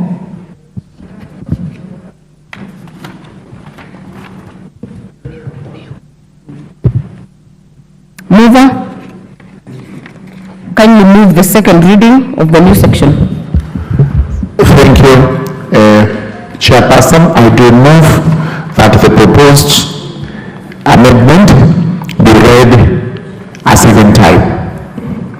The justification is that we have to regularize the membership of the Assumption of the Office of the President Committee in line with the current provisions of law and allow broader representation of the President-elect in the membership of the committee. I therefore propose the question that new section 5, 2, 3, and 4 be read a second time. Yes. There being no interest, I will put the question that the new section 5, 2, 3, and 4 be now read a second time. As many as are of that opinion say aye. Aye. As many as are of a contrary opinion say nay. The ayes have it.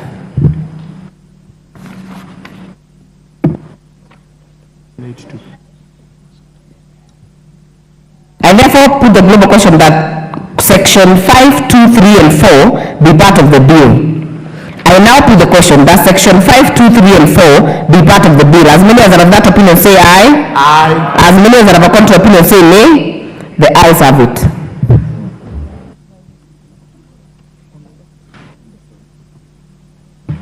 Again, as earlier, the proposal by Honorable Tongoro was similar to Honorable Murugara's, so that one falls automatically.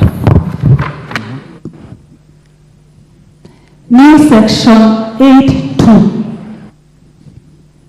Mover? Yes. To move second reading. Thank you, Madam Chairperson. I beg to move that section 8.2 of the bill be read a second time. What we are doing here is purely to delete the words 3 and substitute therefore the word 6, and the justification is just what I have given, that the President-elect may have a greater say in the Committee on Assumption of Office. Thank you. I therefore propose the question that new section 8.2 be read a second time. I now put the question that new section 8.2 be now read a second time. As many as are of that opinion say aye. Aye. As many as are of a contrary opinion say nay. The ayes have it. I now propose the question that new section 8.2 be part of the bill. I now put the question that section 8.2 be part of the bill. As many as are of that opinion say aye. Aye. As many as are of a contrary opinion say nay. The ayes have it.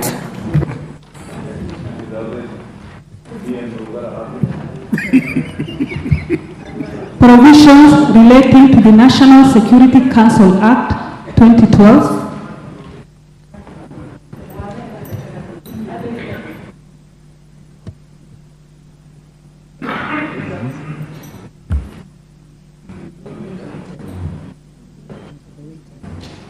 I propose the question that the provisions relating to the National Security Council Act 2012 be amended as proposed. Section 2.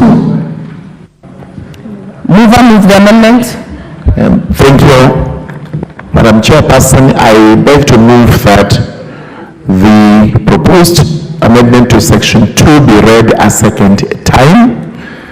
The justification is that we have to ensure that there is conformity of the proposals in the bill with the Article 240 of the Constitution, which establishes the National Security Council. Wait, Honorable Murugara, what did you move? Section 2 is the National Security Council Act. Yes. Section 2. Section 2, which is to define committee and also define the National Security Advisor. The Mulugara, please confirm, because Section 2 is a deletion. It is not moving for a second time. By the order paper is a deletion. Yes, but we actually delete Section 2. We delete Section 2 of the proposed amendment.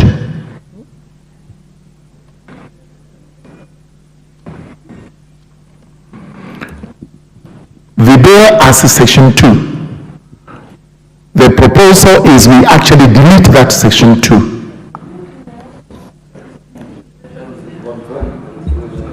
Yes, so that we can conform with the provisions of Article 240 of the Constitution, such that we are now entirely removing the new provisions to provide for the committee and the National Security Advisor, which are the sections that will follow. Well, I then propose the question that Section 2 be deleted as proposed by the mover. Honorable Russell. Thank you very much, Honorable Chair. I stand to support this amendment. I think in the principle suggested bill was to define the committee and the National Security Advisor. And in the context, this was in violation of Article 240 of our Constitution.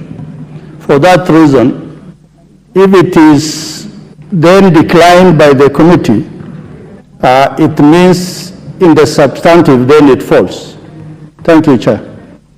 Thank you, Honorable Aso. Majority Leader.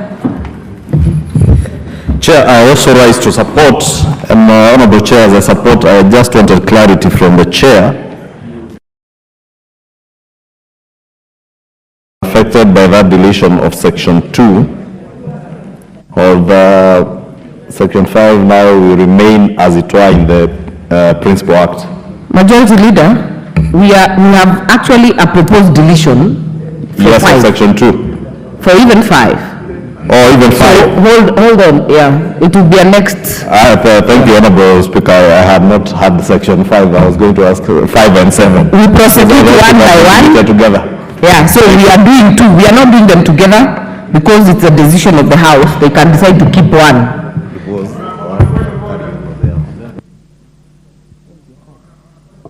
I said, honorable members, use your cards.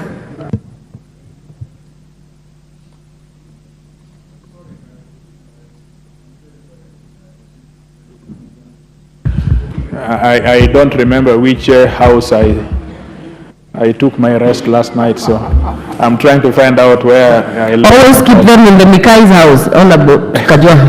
I'm trying. I will know where my card was left. But Mr. Chair, we just want guidance so that we understand. You see, Section 2 of the Principal Act has many other things which was proposed in the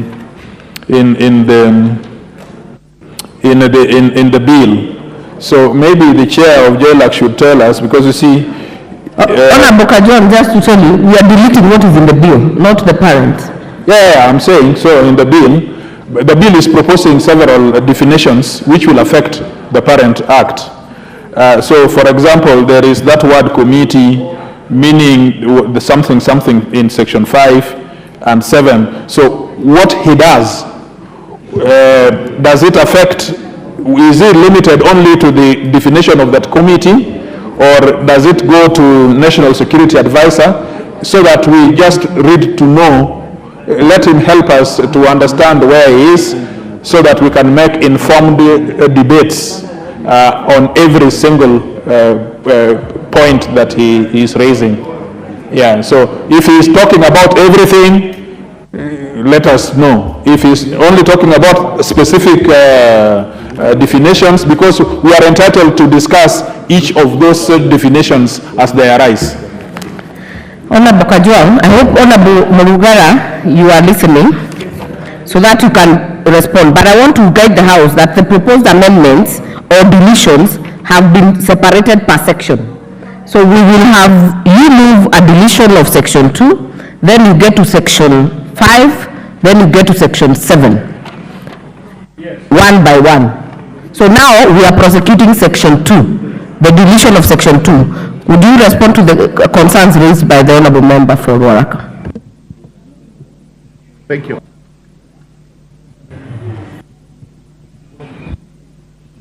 Thank you. Thank you, Madam Chair. If Honorable TJ would have checked, there are only 2 proposed amendments in Section 2, which are 2 definitions of the word committee and the National Security Advisor.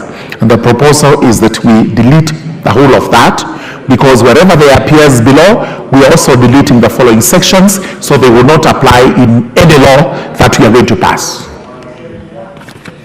All right, honorable members, I therefore put the question that Section 2 be deleted as proposed by the chair, JLAC. Will as many as are of that opinion say aye? Will as many as are of a contrary opinion say nay? The ayes have it. The import of that is that Honorable Tongo's amendment again falls. Section 5.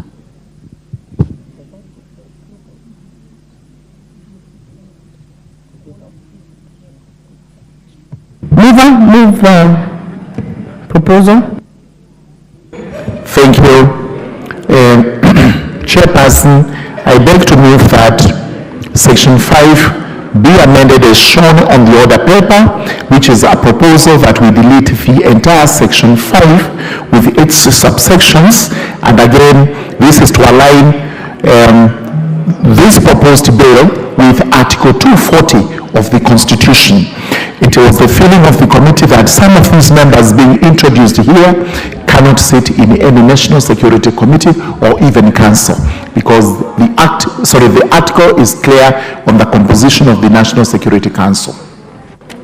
I therefore propose the question that section 5 be deleted as proposed by the chair.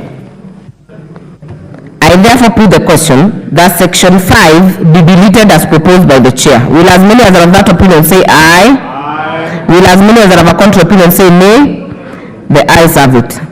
Section 7. Mover.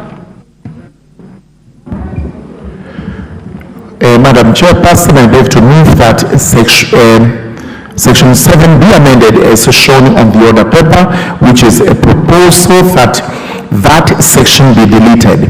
The reason we do so is that the National Security Advisor is actually not a statutory office, it's not recognized, and therefore that person cannot sit in the National Security Council under Article 240 of the Constitution, and we did not wish to do anything that is unconstitutional. I therefore propose the question that section 7 be deleted as proposed by the chair, JLAC. I therefore put the question that section 7 be deleted as proposed by the chair, JLAC. Will as many as are of that opinion say aye? Aye. Will as many as are of a contrary opinion say nay? The ayes have it. I will then put the global question that the provisions relating to the National Security Council Act be deleted from the bill. Will as many as are of that opinion say aye? Aye. Will as many as are of a contrary opinion say nay? The ayes have it. Office of the Attorney General, 2012. I propose the question that the provisions relating to the Office of the Attorney General Act 2012 be amended as proposed. Section. Yes. Section 28. Mover. Thank you. Madam Chairperson, I beg to move that section 28 of the Office of the Attorney General Act be amended as shown on the order paper, which is a proposal that the proposed deletion be deleted. That is, it remains as it is, and the justification is that the committee was not provided with a satisfactory justification for transferring the public seal from the custody of the Attorney General to the head of public service. So that is why we are saying delete what is proposed, it remains as it is.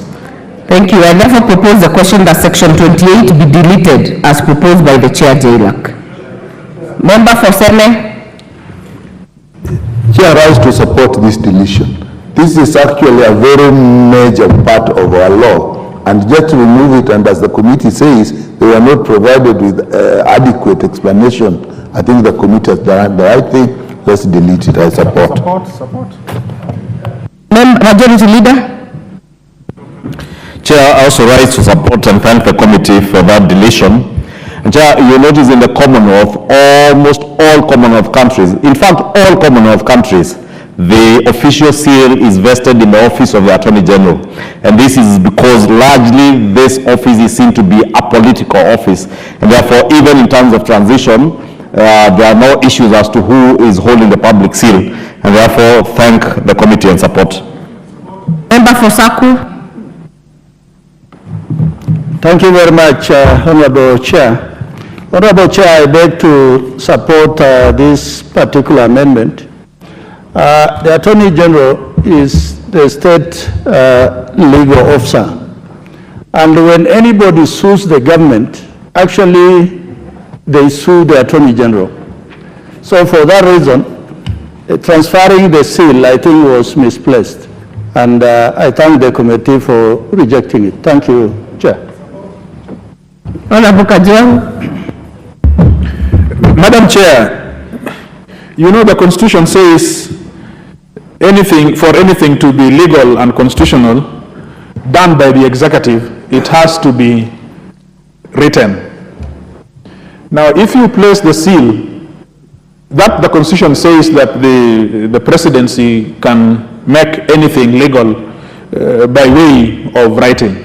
If you place the seal in the same hand of the presidency, what it will mean is that the presidency will decide something, make it in writing, and because he has the seal, it becomes law, and within the Constitution, it is lawful.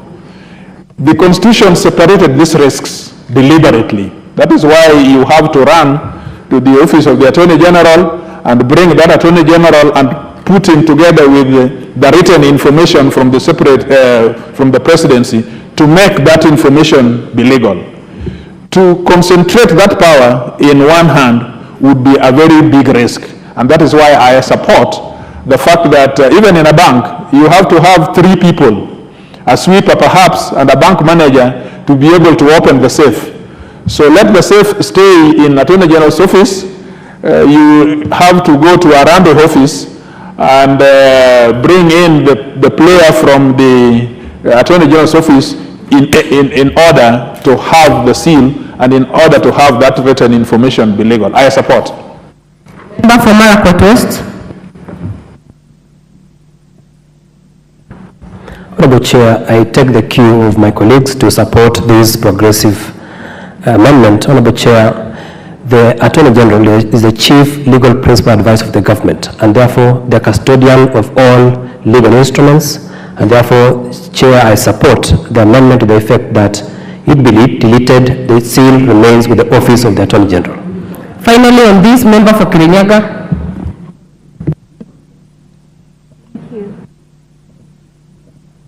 Thank you, Honorable Chair. I beg to support.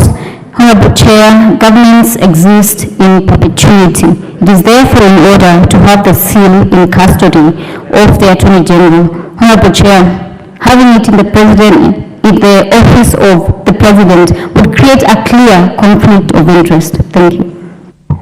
Therefore, put the question that section 28 be deleted as proposed by the Chair JMAC. Will as many as are of that opinion say aye? Aye. Will as many as are of a contrary opinion say nay?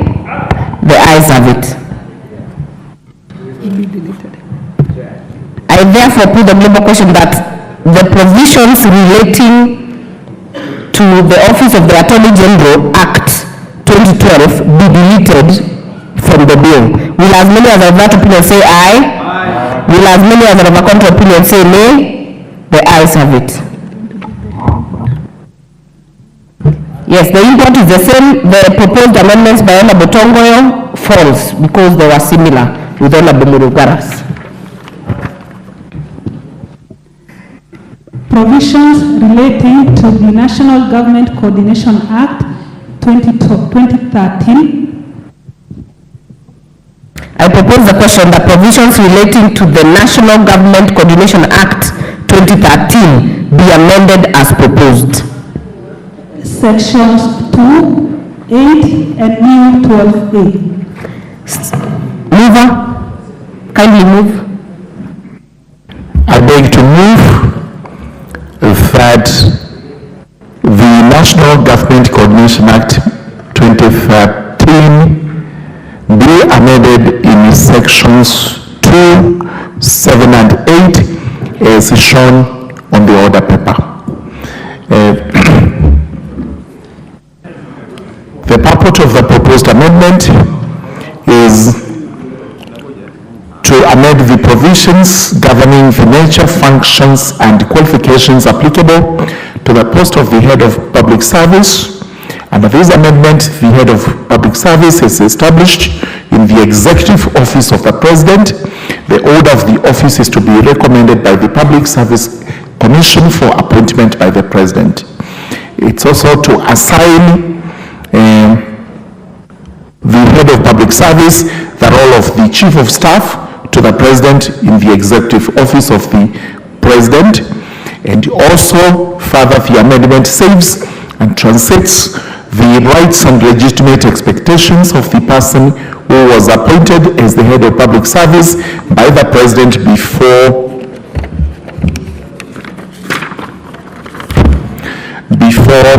passage of provisions proposed in the bill.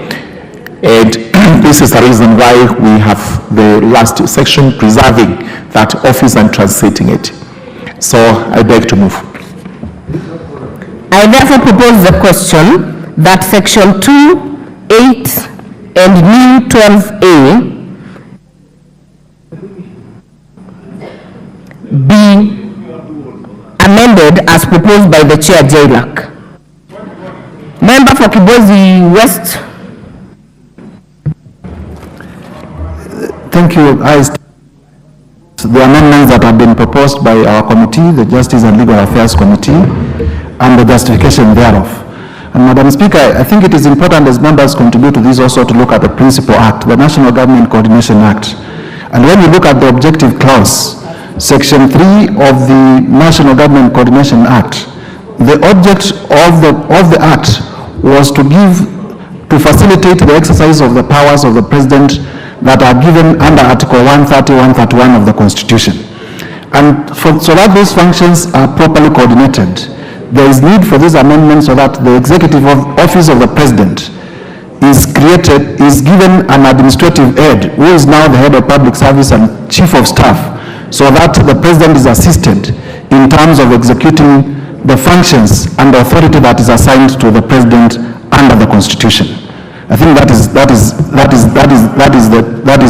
important. And in fact, as we also ventilate about it, if you look at the historical where we are coming from, even after the 2010 Constitution, there has not been a government after 2010 that has never had this office, and the office has existed at the whim of the President. And I find it very progressive that Parliament is now making it statutory, that it is no longer existing at the whim of the President. It is existing under a law, and there is a procedure for appointment, there are qualifications, and the extent of that office interacting with other officers is actually defined in law, so that a person is not given an office and it becomes a law unto themselves just because of the proximity to the head of state. I beg to support. I therefore put the question that section 2, 8, and new 12A be amended as proposed by the mover. Will as many as are of that opinion say aye? Will as many as are of a contrary opinion say nay? The ayes have it. The import of that amendment is that we must go space to space. We have different views of this. Before I give the import, Honorable Kajwang, take your seat.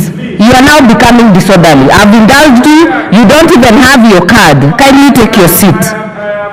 I have already put the question. I will now put the global question that the provisions relating to the National Government Coordination Act 2013 as amended be part of the bill. Will as many as are of that opinion say aye?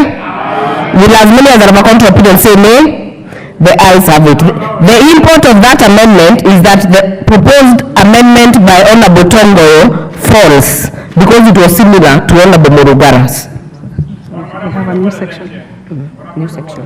New section 7.2.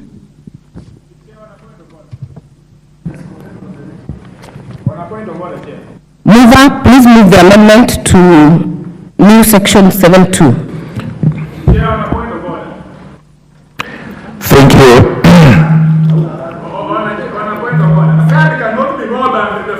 Thank you, Madam Chairperson. I move that the new section 7.2 be amended as shown on the order paper, and we've given the justification.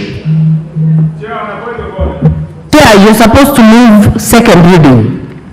You're supposed, because it's a new, it is a, yes, you're supposed to move second reading. Yes. There is nothing possibly out of order when the mover is moving. Honorable Kajwang, you're being disorderly. You will decide that when I am saying what I think is out of order. Continue, Honorable Morugara. May I move that the new section 7.2 proposed to be read a second time. Again, the justification is what we have actually given as regards these offices. I therefore propose the question that new section 7.2 be read a second time. I will hear member for Kibwezi West. May I be heard, Madam Chair, may I be heard?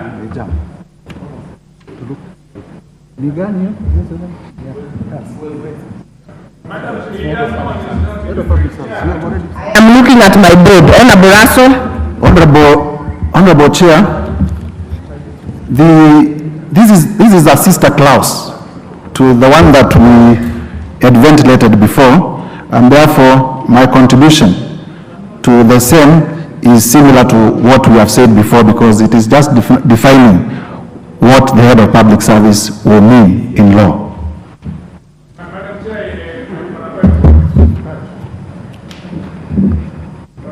I therefore put the question that new section 7.2 be now read a second time. As many as are of that opinion say aye. As many as are of a contrary opinion say nay. The ayes have it. I therefore propose the question that new section 7.2 be part of the bill. Member. Madam Chair, can I be heard? You're being disorderly, Honorable Kajwang. I said you take your seat and you have actually stood all that time. I will tell you again, take your seat, Honorable Kajwang.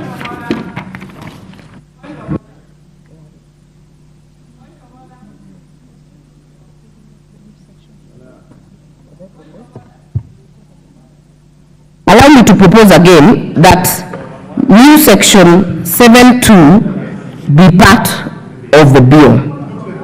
I put the question that new section 7.2 be part of the bill. Will as many as are of that opinion say aye? As many as are of a contrary opinion say nay? The ayes have it.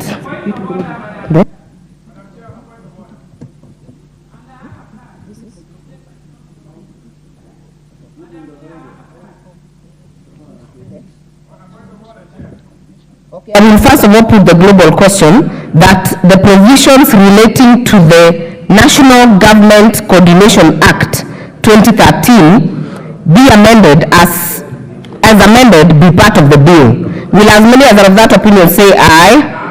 Will as many as are of a contrary opinion say nay? The ayes have it. Clause 2.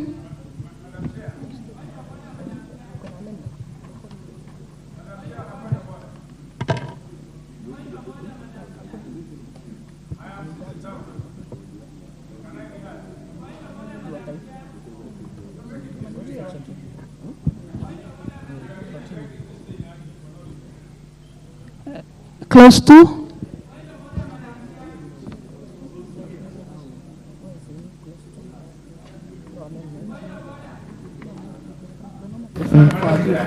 Allow me to propose the question. I propose the question that provision, that clause 2 be amended as proposed by the chair. Madam Chair, I am here as representative of Sudan. May I please not... Be in your place, Honorable Millie. No, I will not until you tell me whether I have a right to speak in this house. Because I have put a card, I have not been given a chance to speak, and if you are not allowed to speak, you better let us know so that we can speak. But part of my role is representation. You are actually becoming disorderly. Honorable Millie. You are also disorderly, Madam Chair. You are becoming disorderly. You are also disorderly.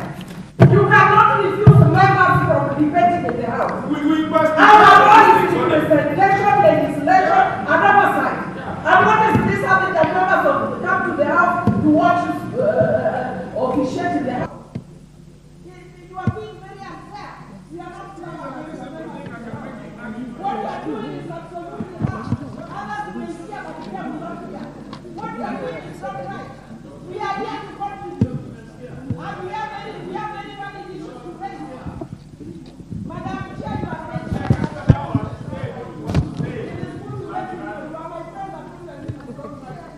Honorable Millie, I had not even gotten to you. You have become disorderly and you have come to shout at the chair. It is disorderly.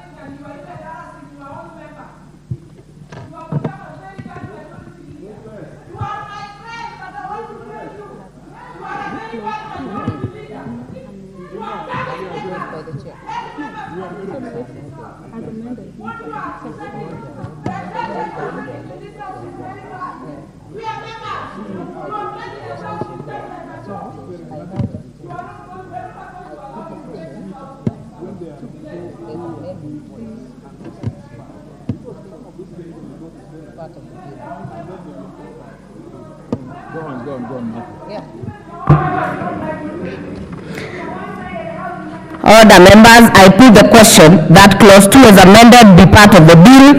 Will as many as are of that opinion say aye? Will as many as are of a contrary opinion say nay? The ayes have it. Title. I put the question that the title be the title of the bill. Will as many as are of that opinion say aye? Will as many as are of a contrary opinion say nay? The ayes have it. Go on. Clause 2. Clause 1, sorry. Clause 1. I put the question that clause 1 is amended be part of the bill. Will as many as of that opinion. I put the question that clause 1 be part of the bill. Will as many as are of that opinion say aye? Will as many as are of a contrary opinion say nay? The ayes have it.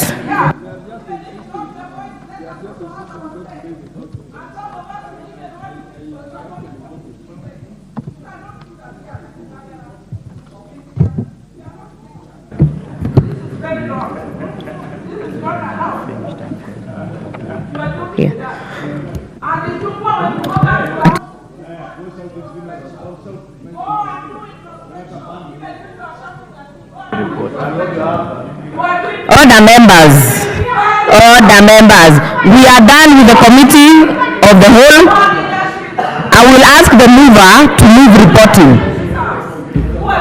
Move reporting. Thank you, Honorable Speaker. Honorable Chairperson, I beg to move that the committee do report to the House its consideration of the National Government Administration Laws Amendment Bill, National Assembly Bill number 73 of 2023, and its approval thereof with amendments. I therefore put the question, which is that committee do report to the House its consideration of the National Government Administration Laws Amendment Bill, National Assembly Bill number 73 of 2023, and its approval thereof with amendments. As many as are of that opinion say aye. As many as are of a contrary opinion say nay. The ayes have it.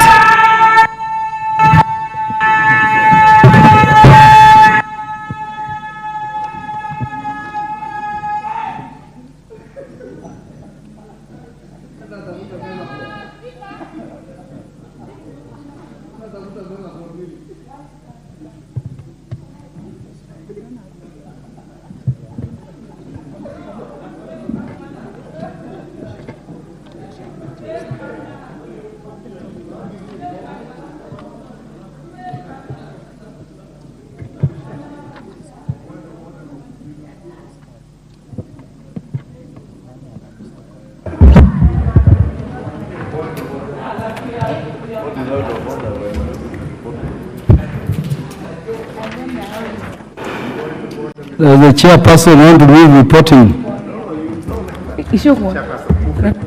Chairperson to move reporting.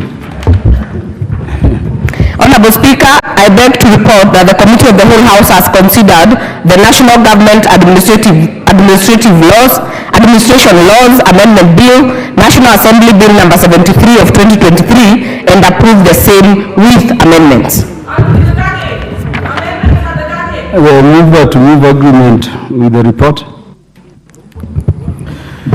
Honorable Speaker, I beg to move that the House do agree with the committee in the said report, and also request the Honorable Njeri Maina, the very calm Njeri Maina, to second the motion for agreement with the report of the Committee of the Whole House. The Honorable Njeri Maina. Calm. Thank you, Honorable Speaker. Honorable Speaker, you know, Millie Odinga is a very good senior lawyer, and I am wondering what is happening on the floor of Parliament, because you're here to learn as young members. Honorable Speaker, I hereby second. Honorable Njeri Maina, you are standing and you have the mic for some specific purpose. Could you go to it? That is where I was, Honorable Speaker. Yeah, please. Honorable Speaker, I hereby second.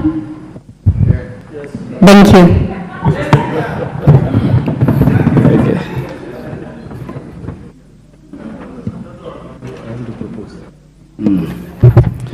Yeah, honorable members, I propose the question, which is that the House do agree with the committee in the said report. Mr. Speaker. Point of order. Mr. Speaker. Point of order. Mr. Speaker. Point of order.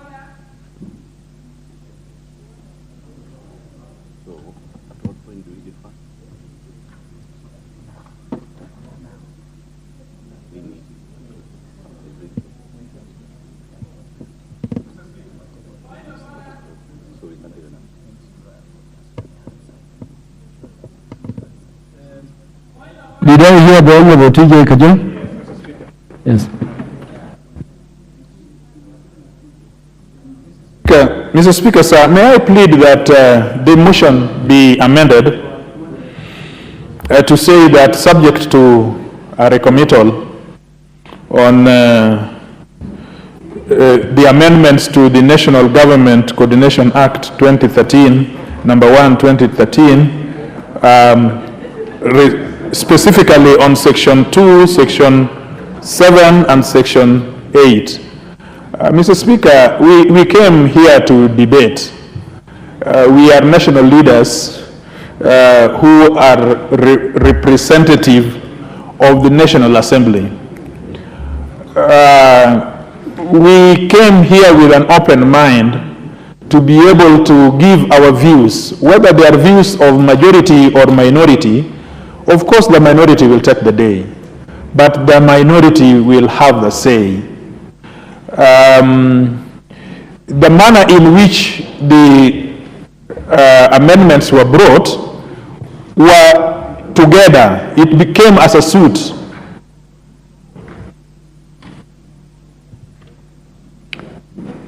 Mr. Speaker, it came as a suit that the mover or the chair was allowed to move Section 2, Section 7, and Section 8.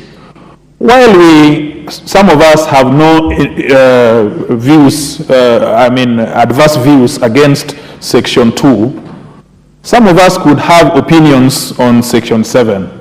And some of us also could have Section 8. All we are asking is that they should be separated and debated differently.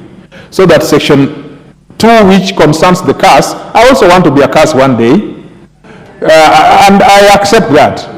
But Section 7 and Section 8, I have a problem of concentrating powers in the office of the civil service at the same time being the chief of staff.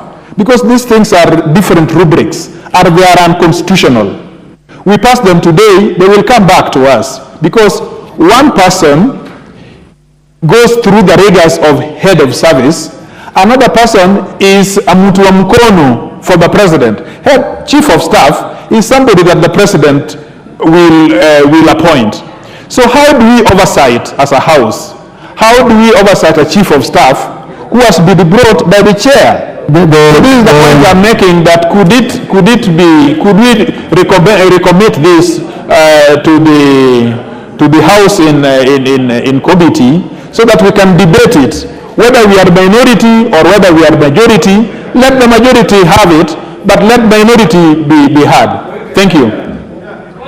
Yeah, Honorable Kajwang, as I give the other members opportunity to speak to the matter that you are raising, because I've proposed the question, you are an old member of the House. I wanted to request you to approach the clerks so that if you indeed intend to recommit, you are fully compliant with the standing order provisions on recommittal.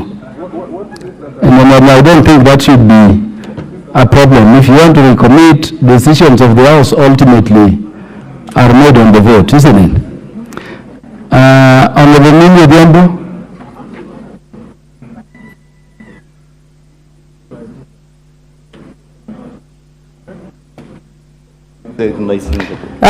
Thank you. I can see Honorable Chungwa trying to intimidate me. But I am unintimidatable. But having said that, Mr. Speaker, I want to thank you for giving me this opportunity. Mr. Speaker, I also want to thank you for following House procedure. And I want to thank the whip of the majority for even doing a good job of whipping members so that they do what they should be doing on the floor of the House, which is befitting us by numbers. But that can never, ever take away my right of representation. Mr. Speaker, what has happened earlier on is actually shameful in a democratic country. You cannot deny members a chance to speak to a bill. And Mr. Speaker, the majority is lucky that they have actually are not that passionate about this bill. But should somebody want to go to court on this bill, I want it to go on record that we were denied a chance to speak, not vote, to speak to this bill. Using, and I'm on a point of order, using and following procedure. I have put my card. Honorable TJ was denied because he didn't have a card. I have a card. I put my card. I put both intervention and a chance to speak. Moderated, Mr. Speaker, the Madam Speaker has refused to give me a chance. And that's why I'm telling her she's my friend, but today she has embarrassed me. There's so much or so far we can go as a majority.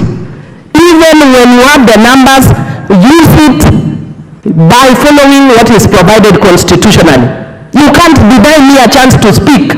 And I was telling Honorable Chungwa what some of the members from his own side are saying quietly, that is very dictatorial and it denies members a chance to speak. Let members in this House be members. They are very intelligent members who have degrees here. But you are making people look here like vegetables. They cannot contribute in this House. What are we making this parliament? This parliament is becoming a joke of a house. That's why some of us hardly are in this House. Let this House be a house of debate and representation and oversight. So you can't make members come here and you make us look like flower.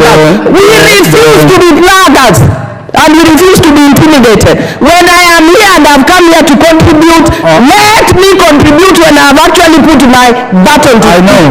This is a joke. Don't make this parliament a joke. You will. Yes. Honorable Mili Odhiambo, your time has lapsed. Honorable Mili Odhiambo, your time has lapsed.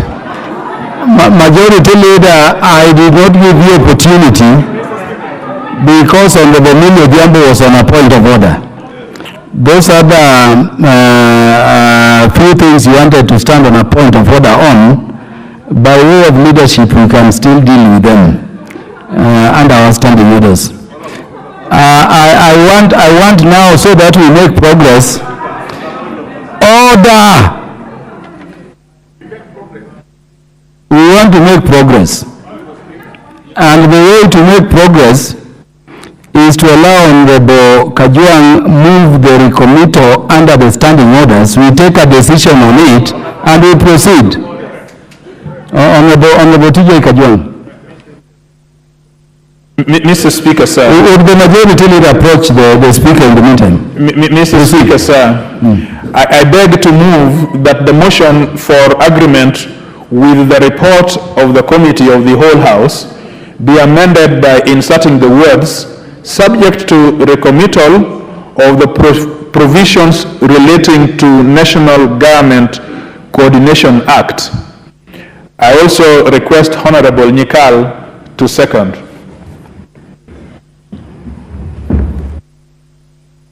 Honorable Nyikal, give Honorable Nyikal the mic. I second.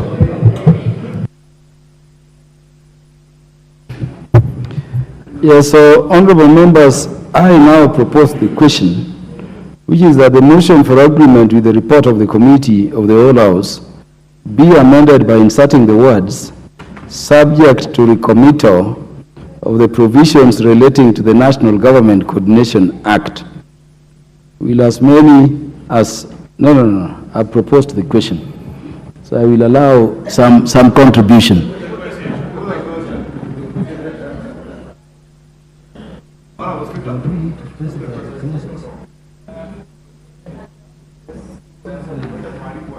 The Honorable TJ Kajwang, did I hear you to seek recommittal of the whole act? Or you are particular to particular clauses? No, it's not debating. It's not debating. You can see I'm being assisted by the systems. I want to be sure, Honorable Baya, Honorable Kajwang, I want to be sure about what we are subjecting for deliberations by the House, for the House's consideration. So I'm asking whether it was a recommittal of the whole report and the whole bill, or it was to specific sections. Could you give us that clarification? Yes. Mr. Speaker, I want to be fair to the House. I also want to be fair to the majority leader who has this bill. And I want to be fair to the office of the Speaker. I am requesting recommittal only to provisions that relate to Section 2, Section 7.2, and Section 8. That is very clear. Honorable Bayer, we have been... You said Section 2? We are old people. We can't... You said Section 2? Section 2, Section 7, subsection 2, and Section 8. And Section 8. And yes, and Section 8. And now for clean records, would you move for recommittal again specific to those clauses? Thank you, Mr. Speaker. Honorable Speaker, I beg to move that the motion for agreement with the report of the committee of the whole House be amended by inserting the words subject to recommittal of the provision of the National Government Coordination Act 2013, number 1 of 2013, specifically Section 2, Section 7, subsection 2, and Sections 8 as proposed. Thank you. Who is seconding? I ask Honorable... You can now second. Thank you, Mr. Speaker. I second this, but we really must understand what we have come for. It is important that issues are debated, particularly important issues. To use the House to block is actually unfair. Now, what has happened now is what is important. You're seconding. I'm seconding, and I'm saying why I'm seconding.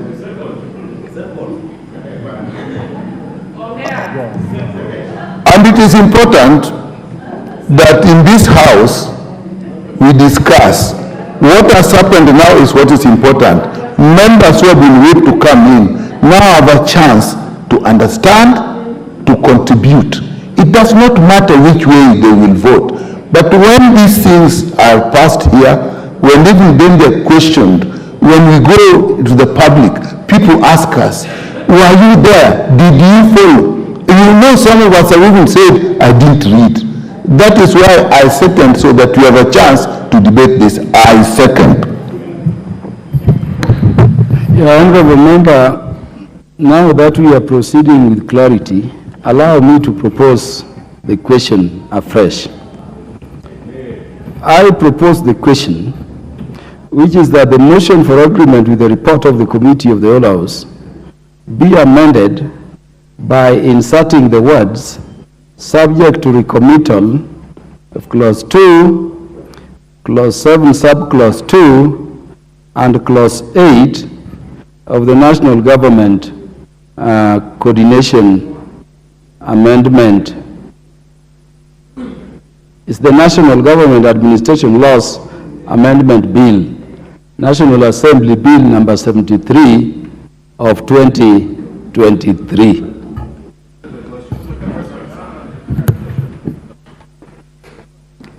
So, do we have interest on this? Honorable Kajuan, I have Honorable Owen Baya. You want to say something? It is Honorable the Majority Leader. Yes. You take precedence. Yes. You take precedence. You don't need to use Honorable Owen Baya to speak. No, I dropped my card as I rushed back after mobilizing a team to come back, Honorable Speaker. But thank you for indulgence. Honorable Speaker, I object to that recommittal. Honorable Speaker, and therefore would beg that you just put the question. There was absolutely no reason to recommit that clause, and I know the issues that Honorable TJ Kajuan had consulted me over. We had discussed that there are issues that can be addressed later with the kind of segregation he had desired. And since he's a member of the committee of JILAC that considered this bill, is among the issues that would also have been considered by the committee at the committee stage, Honorable Speaker. And it's also not true, Honorable Speaker, that members have not had an opportunity to debate this particular bill. We are not in second reading. We are in the third reading of this bill, Committee of the Whole, Honorable Speaker. And therefore, members, including my good friend, Honorable Millie, had an opportunity to debate all the clauses and all the provisions of this particular bill. And therefore, Honorable Speaker, we should not sit here as elected members of Parliament to listen to people telling us that they will go to court. Courts are open every day for people to go walk to court and do whatever you want to do in court. But when you are elected as a legislator, you come to the House at the right time, at the appointed time, at 2:30 p.m., like the Honorable Mikal does every day, or the Honorable Kajuan. They are always here at 2:30. I was with the Honorable Kajuan here at noon for the House Business Committee. But a member cannot walk into the chamber at 5 p.m., demand to speak, then go on a tantrum, Honorable Speaker, throwing epithets at even the person of the Speaker, Honorable Speaker, including going to the extent against our own standing order number 87, to attempt to discuss the person of the Speaker or someone chairing the committee of the whole House as a Speaker, Honorable Chair, as a chair of a committee. Honorable Speaker, I know the Honorable Millie may not want to hear this, but young members like the Honorable Njeri Minor from Kirinyaga, who is calm and willing to learn from older members, ought to see more and better maturity from the older members. And I would really beg the Honorable Millie next time to exhibit the kind of maturity expected of her as a grandmother of the House, Honorable Speaker. Thank you, Honorable Speaker. And I oppose this particular recommittal and urge the entire House to oppose the recommittal.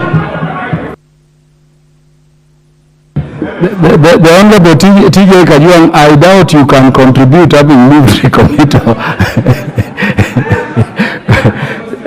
Did I hear the Honorable Mishimboko to say she wants to say something to this? The Honorable Naomi Wako. Okay. The Honorable, this is Fatuma. In case you forgot the second name. You forgot my second name is Fatuma Full Network. No. Am I the one you're referring to, Mr. Speaker? Honorable Member, would you state your correct names? My name is Fatuma Zainab Mohammed Full Network. you have a problem with the Is name? full network your name Yes, by it's the my house? name. It's my name, Mr. Speaker. It will be confirmed, you can proceed. Thank you. Mr. Speaker, I only have one concern. All through I've been sitting in this house as we went into the committee of the whole house. And I want to be very honest with you. There is no single bill that I had even what was read. Because it was in a rush and there were members shouting and the bills were passed.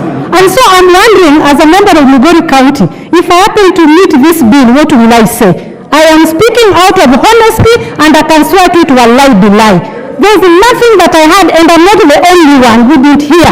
I didn't even want to contribute, but I wanted to hear what is being read. What I'm trying to say, Mr. Speaker, Mr. Ichungwa, just to be a man, men don't shout back at women. Honorable Fatuma, you always address the Speaker and you keep to the standing orders in terms of relevance.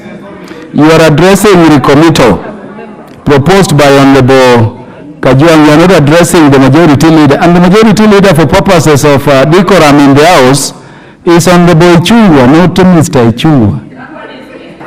Sorry, Honorable Ichungwa, I'm sorry about that. Through the Speaker, please accept my apology. Still, you are a minister because you are a decent man anyway. But my point is this, Mr. Speaker. I am a first timer, and I sit in this house so that I learn. What I have learned today, if I was to walk outside and tell my people in Migori County about the bills that are passed in the House, I would say the bills are read and the majority say yes. What was read, I don't know, and I'm not the only one who doesn't know. Please, Mr. Speaker, may we behave in a manner that wananchi expect us. Mr. Speaker, we are being attacked outside, and today I was attacked on a television, national television, when I was being told that we don't speak in... Honorable Speaker, on standing order 87 again, the Honorable Member for Migori is right in her place to stand and say that she is a new member and she ought to learn. And that is why those of us like myself and Honorable Millie who have been here long enough and Honorable Kajwang, we have a duty to guide these new members.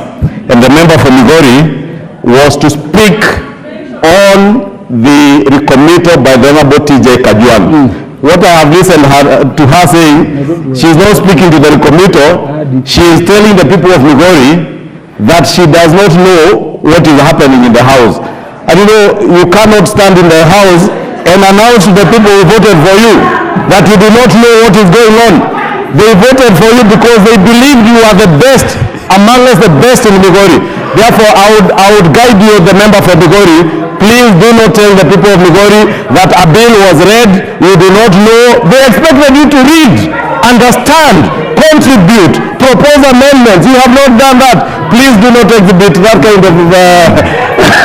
Honorable Speaker, I will beg the member for Migori to contribute to the recommittal by the Honorable TJ Kajwang and not Honorable Fatuma contributing to the people of Migori. Thank you, Majority Leader. Honorable Fatuma, you have 1 minute to conclude.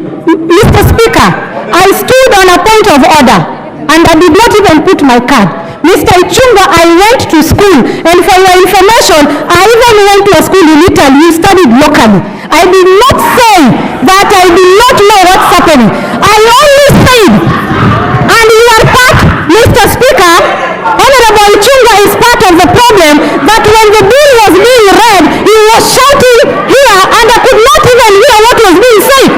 But don't come here to intimidate me. The time for Honorable Fatuma is up.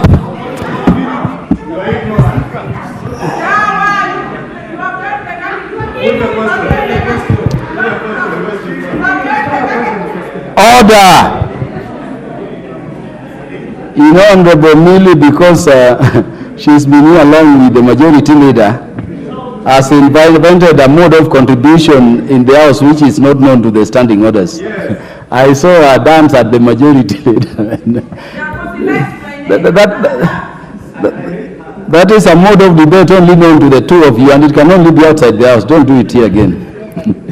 Honorable members, permit me to now put the question, which is that the motion for agreement with the report of the committee of the whole House be amended by inserting the words, subject to recommittal of the provisions of sections 2, section 7 subsection 2, and section 8 of the National Government Coordination Act. Will as many as are that opinion say aye? Aye. Will as many as are of the contrary opinion say nay? Nay. The nays have it.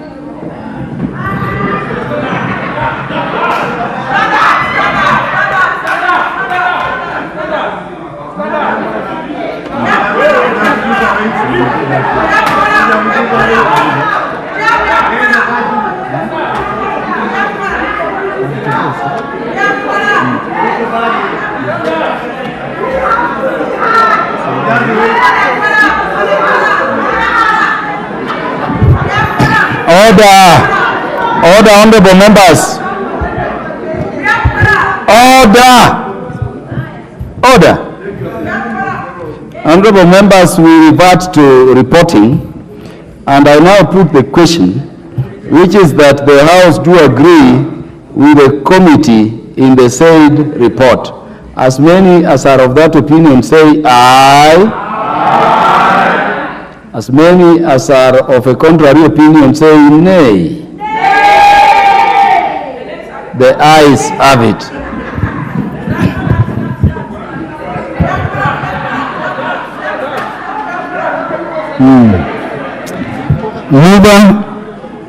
Honorable Speaker, I beg to move that the national...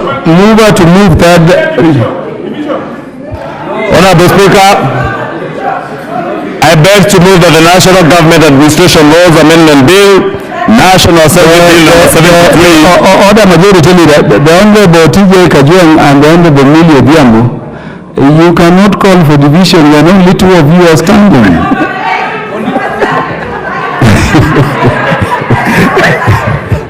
Yes. Honorable Speaker, notably, even including the majority leader, you don't meet the number required by the standing orders to first division.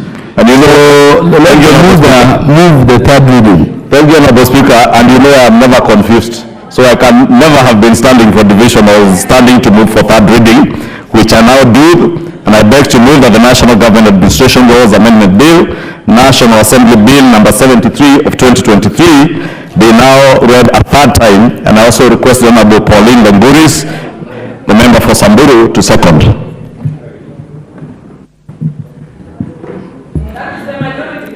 Give her the mic.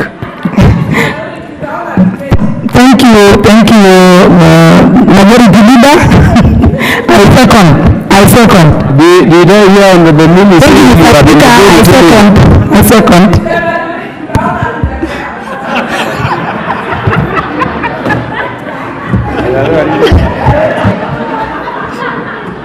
Order, honorable members. Honorable members, allow me to propose the question, which is that the National Government Administration Laws Amendment Bill, National Assembly Bill number 73 of 2023, be now read a third time. Yes, Honorable Tom Joseph Francis Kajwang, this one you can get. Mr. Speaker, sometimes being in this house for a period of time arms people with experience. You see, in a very short while, Mr. Speaker, you have brought laughter into this house, and the temperatures have cooled.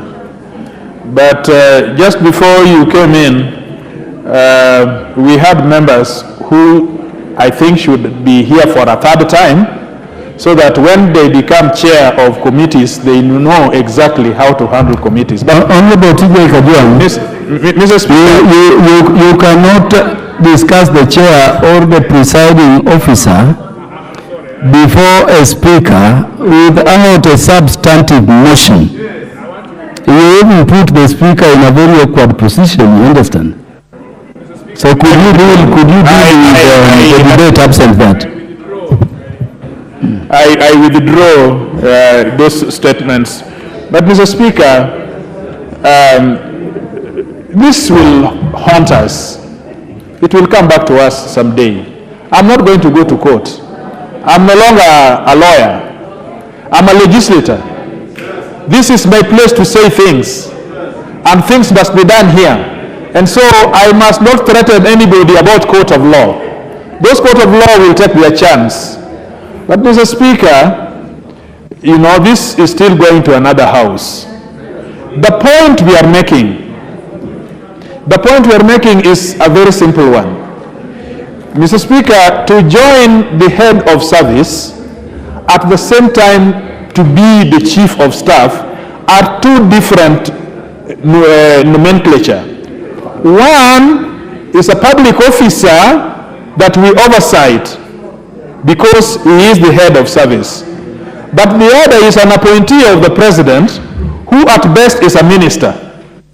Is a minister. If you go to all the Commonwealth, a chief of staff is almost as a minister. A president decides who becomes, in fact, this is a person who actually can go to the kitchen of the president. And is allowed worldwide to take his most loyal person to be the chief of staff. But the head of civil service is another matter. He need not be the person who is most loyal to the president. He need to be a person who is loyal to the country, so that we can oversight him. These are issues, big issues, which will still come back. Other people will interpret it. Maybe the courts of law, I do not know. Maybe the arbitrators will take these things to the court of law, I don't know. But I can tell you that this is unconstitutional to the extent that it is mixing public service and the chief of staff. It is very unconstitutional. But because the majority have said so, so be it. But the record will show that on this day, TJ Kajwang stood on his place and said that this is unconstitutional. And I am sure the person who is the head of civil service, who is also the chief of staff, is watching this. He may push it for all I care, but it is still unconstitutional. Unconstitutional. Thank you, Chair. The Honorable Millie Grace Akot Odhiambo Mbwana, the MP for Sudan North. Mr. Speaker, for giving me this chance. Mr. Speaker, I just want to thank Honorable Kajwang for what is indicated. Our concern is that when you are a member of parliament, you must be heard, because that is our representation role. And one of the things that I wanted to say earlier to the bill is the issue of unconstitutionality of some of the issues that are being raised. And I know we don't have the numbers, so Honorable Ichunga could have easily raised his members to defeat, but having had a chance for us to speak. And I'm hoping the majority side can take cognizance of the things that we are saying for purposes of human rights and good governance. And Mr. Speaker, I just want to say that I am proudly serving as a third member, a third term elected. If you add as nominated, I'm serving my fourth term. So I'm very familiar with when the real business of the house is. And especially because of the jokes we've been having, I don't come for the time of any other business. I come to the house when we deal with real issues, legislation that affects lives. And that's why, Mr. Speaker, I was here in time to deal with this issue.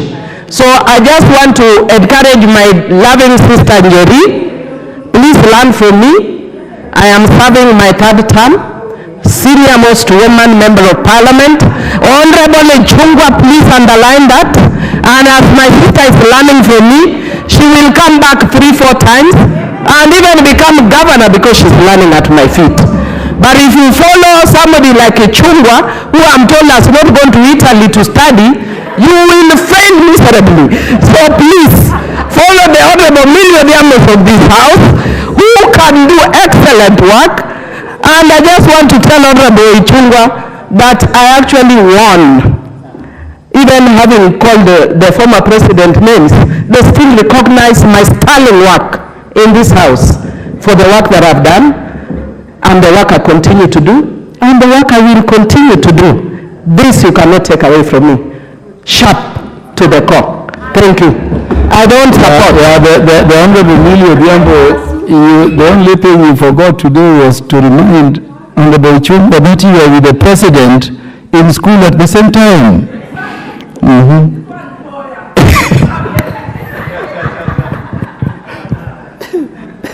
Honorable members, allow me now to put the question. I've confirmed we have the necessary quorum to dispose of this. And I therefore put the question, which is that the National Government Administration Laws Amendment Bill, National Assembly Bill number 73 of 2023, be now read a third time. As many as are of that opinion say aye. Aye. As many as are of a contrary opinion say nay. The ayes have it.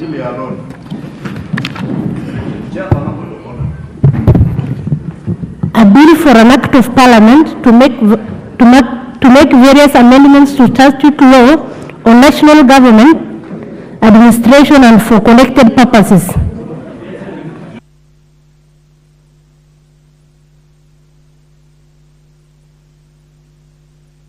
Next order. Order number 13, the National Land Commission Amendment Bill, National Assembly Bill number 43 of 2023, second reading.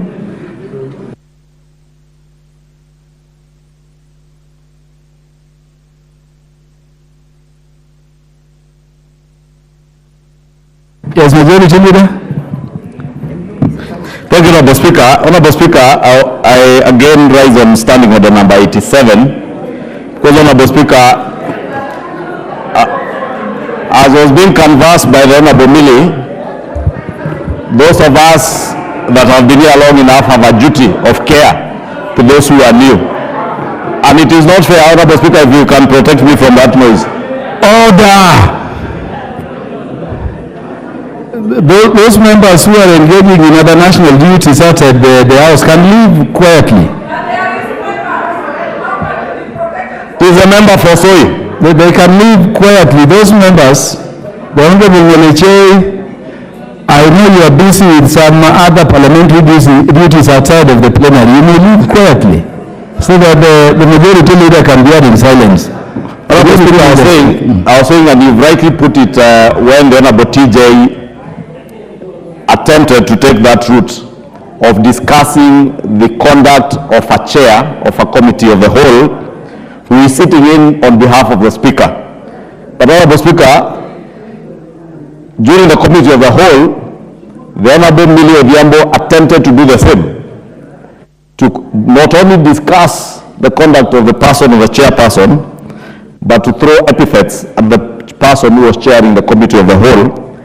And I want to agree with Honorable Millie that the likes of the Honorable Njeri have a lot to learn from those of us who are older here, and therefore we must not leave it to pass. And we must Honorable Millie Odhiambo, allow the Speaker to listen to the majority leader. Well, if you have something to say, you will surely have your chance to do so.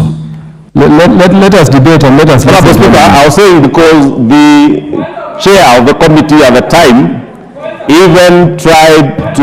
Honorable Millie, the Honorable Majority Leader is on a point of order.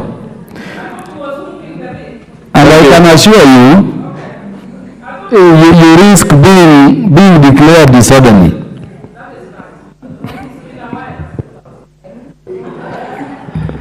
Honorable Speaker, you will indulge the Honorable Millie for obvious reasons.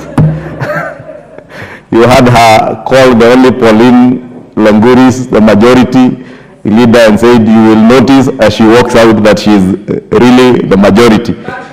And Millie also danced on the floor of the House, only that we never liked her dance. Because there was nothing majority in her dance. There was only minority in her dance. But Honorable Speaker, on a more serious issue, the issue of discussing the person of the chairperson of that of the Speaker, you cannot do that without bringing a substantive motion to the floor of the House. And therefore, Honorable Speaker, I wanted to beg you that you do find the Honorable Millie Odhiambo to have been completely out of order so that those of us who are new in this house do not take it for granted that you can rise in your place, shout, throw epithets at the person who is the speaker or the chairperson of a committee, even committees, departmental committees and our select committees when they are sitting, when that a person, even a fellow member is chairing that committee, is doing that on behalf of the speaker. And therefore need to carry ourselves with the dignity and respect that we demand to be given to us as honorable members of parliament. If you want to be respected as a member, you must also respect that person who is chairing the house, either as a chairperson of the committee of the whole or a speaker. Honorable Speaker, that is where you see many of us refrain ourselves from saying things that we would otherwise want to say to even fellow members, Honorable Speaker, including Millie Odhiambo, who is my very good friend. There are certain things that I've said about her, but I can never say them on record because I respect her as an honorable member, but I expect her to equally respect whoever is chairing the committee of the whole or whoever is chairing the house as a temporary speaker, honorable speaker. And therefore I want you to find that the honorable Millie Odhiambo was grossly out of order, and may I also plead with the honorable Millie Odhiambo, honorable speaker, through you, to be a good example to fellow members, especially those who are new, so that we all learn and dignify this house. We cannot dignify the house by shouting. We don't dignify the house by being disorderly and defying what the speaker is saying, honorable speaker. We dignify the house by being honorable members, honorable speaker. And I really want to beg that moving forward, even the honorable Millie Odhiambo will allow the 20 years of experience that she has gained in this house to be a good, to be a member in good standing even with fellow members, so that the member for Migori, the member for Busia, the member for Kirinyaga can learn from, Millie today is a grandmother of the house. She's the oldest female member of the house. She is the grandmother of the house. Honorable Kenan is the grandfather of the house today. But he carries himself with the dignity befitting a grandfather of the house. I therefore really want to beg the Honorable Millie. I know there are moments of humor, but also that should come with some dignity to the house and to herself as the grandmother of the house, or what is popularly called shosh in the parlance out there. And she is indeed the shosh of the house, but I want to beg her to also dignify that position of a ranking member of the house and the grandmother of the house. Thank you, Honorable Speaker. Honorable Millie, you certainly don't need to raise a point, to raise a point of order.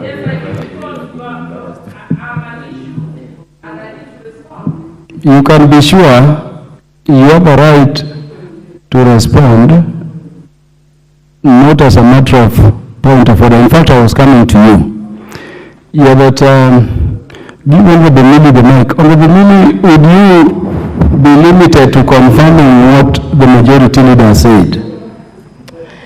Because if it goes beyond that, then it would require much more than I would be permitted to do. Thank you, Mr. Speaker. Mr. Speaker, it becomes very difficult to confirm what the Speaker, the majority leader was saying, because he said so many things. He talked about another member being the majority leader, and that you will see it when she's walking out. And from where I sit, she is majority leader. You can see it when she's walking out, so I can confirm that.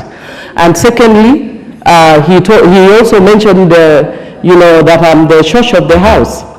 No, I'm not the church of the house. I'm the Dani of the house.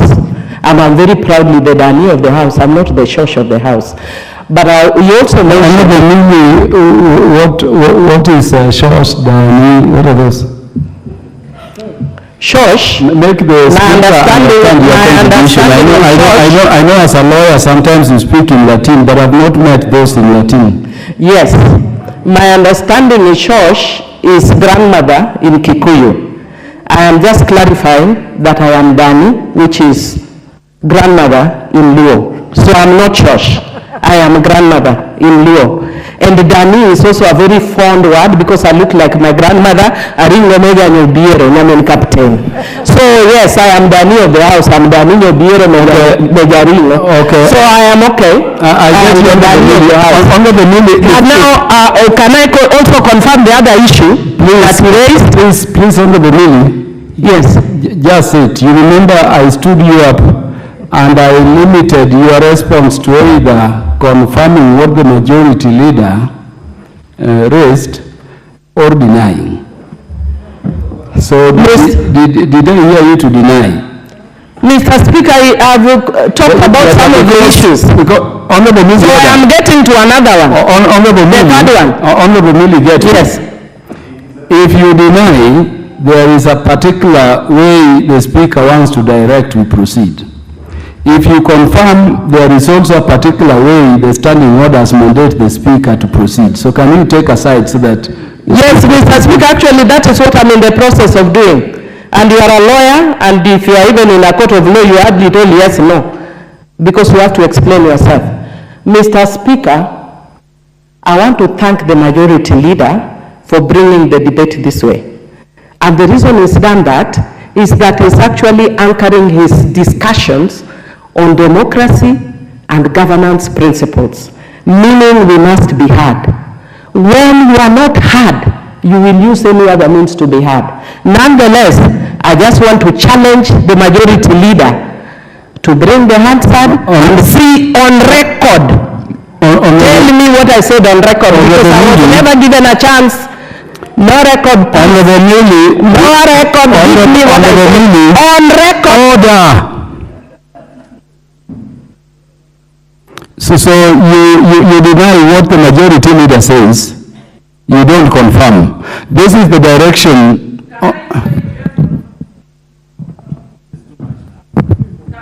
Honorable Millie, I've understood you. Honorable Millie, that you will withdraw. Withdraw that so that the Speaker can give the appropriate directions on the matter raised by the majority leader. You may not be on record, but you are audibly heard. Then can I also draw it? Honorable Millie, would you withdraw the word delusional in reference to the member you used the word? Chair, you must be fair as a lawyer. If I said something on record, I withdraw it on record. If I said it off record, I withdraw it off record. Honorable Millie, the records bear you saying somebody within the House, a member, is delusional. And I'm saying that word is unparliamentary. Make it easy for the Speaker to preside over the House. Okay, Chair, I want to replace it with the words that is not entirely truthful. Just withdraw it. It cannot be used in reference to any member. No, I've just said it's not entirely truthful. That's very close. I want the word, and I've directed Honorable Millie, that the word delusional as applied in reference to a member of the House be withdrawn by you. Chair, just withdraw it. It does not hurt. Just withdraw it. Chair, it hurts. But I will withdraw. It hurts thoroughly because I believe it is. But I will withdraw. It hurts. Thank you for withdrawing. Yeah, so honorable members, allow me.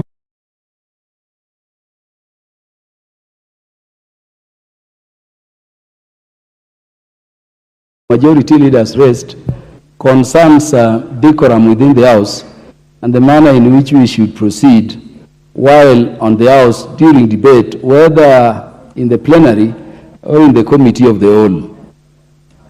The difficulty the Speaker finds himself in is that he was not in the House when those matters that the majority leader mentioned were raised. And so the Speaker, now presiding, is not fully informed. These matters were also not part of the report from the committee of the whole, which all members present would agree were restricted to the consideration of the bill that was on issue. Now, because of that, we cannot make a firm direction, regrettably, requiring the member accused of having made those actions or conducted themselves in that manner to withdraw or apologize. I want to leave it at that and confirm that because everything that happens in the House is recorded, If it is not reflected in the answered, we have other processes that allow necessary inquiry and establishment of the truth. I would request that if there are any instances of misconduct or behavior that is unparliamentary in the committee of the whole as indicated by the majority leader, they took those approaches. And those approaches include our proceeding under the standing orders to name if there can be evidence, or even proceeding under the act governing the immunities and privileges and the code of conduct to which members are bound. So I want to direct that the matter rests, because it would be impossible for the Speaker in these circumstances to conclusively determine what truly happened, but leave it open to the majority leader or any other member concerned at how we should behave at one another, or towards one another while debating in this honorable house, to pursue it through those other avenues prescribed under the standing orders. I think I want to leave it at that. We were in the next order. The next order had been called. Who is moving? Yeah, proceed, Deputy Majority Leader. Honorable Speaker, thank you very much, Honorable Speaker. Honorable Speaker, I take the pleasure to move the National Lands Commission Amendment Bill 2023. Honorable Speaker,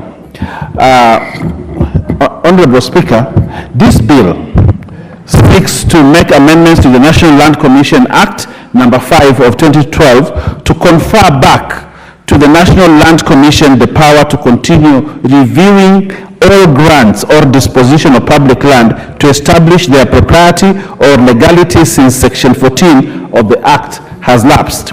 Honorable Speaker, the bill further seeks to allow the National Land Commission to continue admitting and processing historical land injustices claim, since the Act provides that a historical land claim may only be admitted, registered, and processed by the National Land Commission if it is brought within 5 years from the date of the commencement of the Act.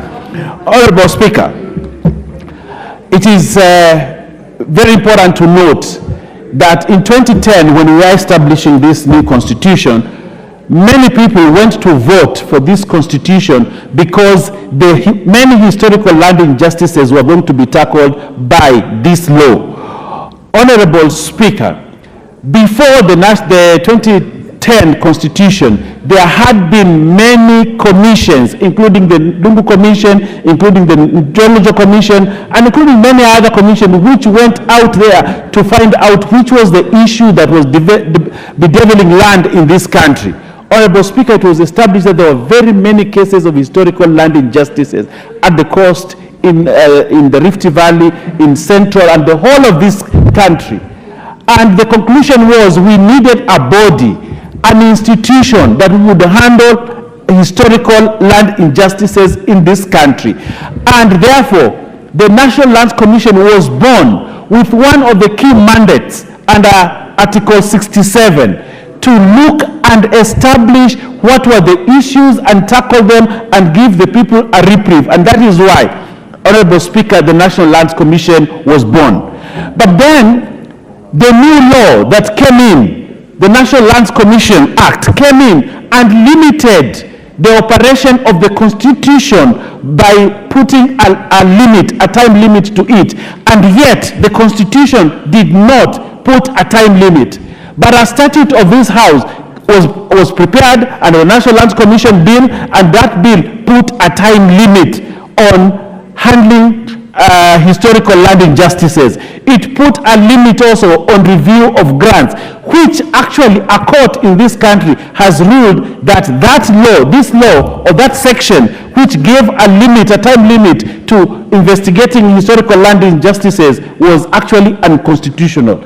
Honorable Speaker, we have an opportunity today as we move in this bill to actually right that wrong, that we put a time limit to historical land injustices in the law. So what does this bill what does my amendment mean? Honorable Speaker, the National Land Commission Act, Section 14, subsection 1, which reads that subject to Article 68C4 of the Constitution, the Commission shall, within 5 years of the commencement of the Act, on its own motion or upon a complaint by the national or county government, a community or an individual review all grants or disposition of public land to establish their propriety or legality is amended by deleting the expression within 5 years. So what we are doing in this law is to delete the expression within 5 years. This expression within 5 years has actually killed National Lands Commission. And yet, National Lands Commission is a constitutional body which the Constitution did not give a time limit, but a law within this house that was done in this house actually gave a time limit. And it has many people, especially at the coast and many other places, have lost hope, Honorable Speaker, because of that time limit. So what we are going to do in this law, in my amendment, is we are going to strike out the part that reads within 5 years of the commencement of the act and leave it open so that as many cases can be received by the National Lands Commission, they can be handled and determined. And that is the essence.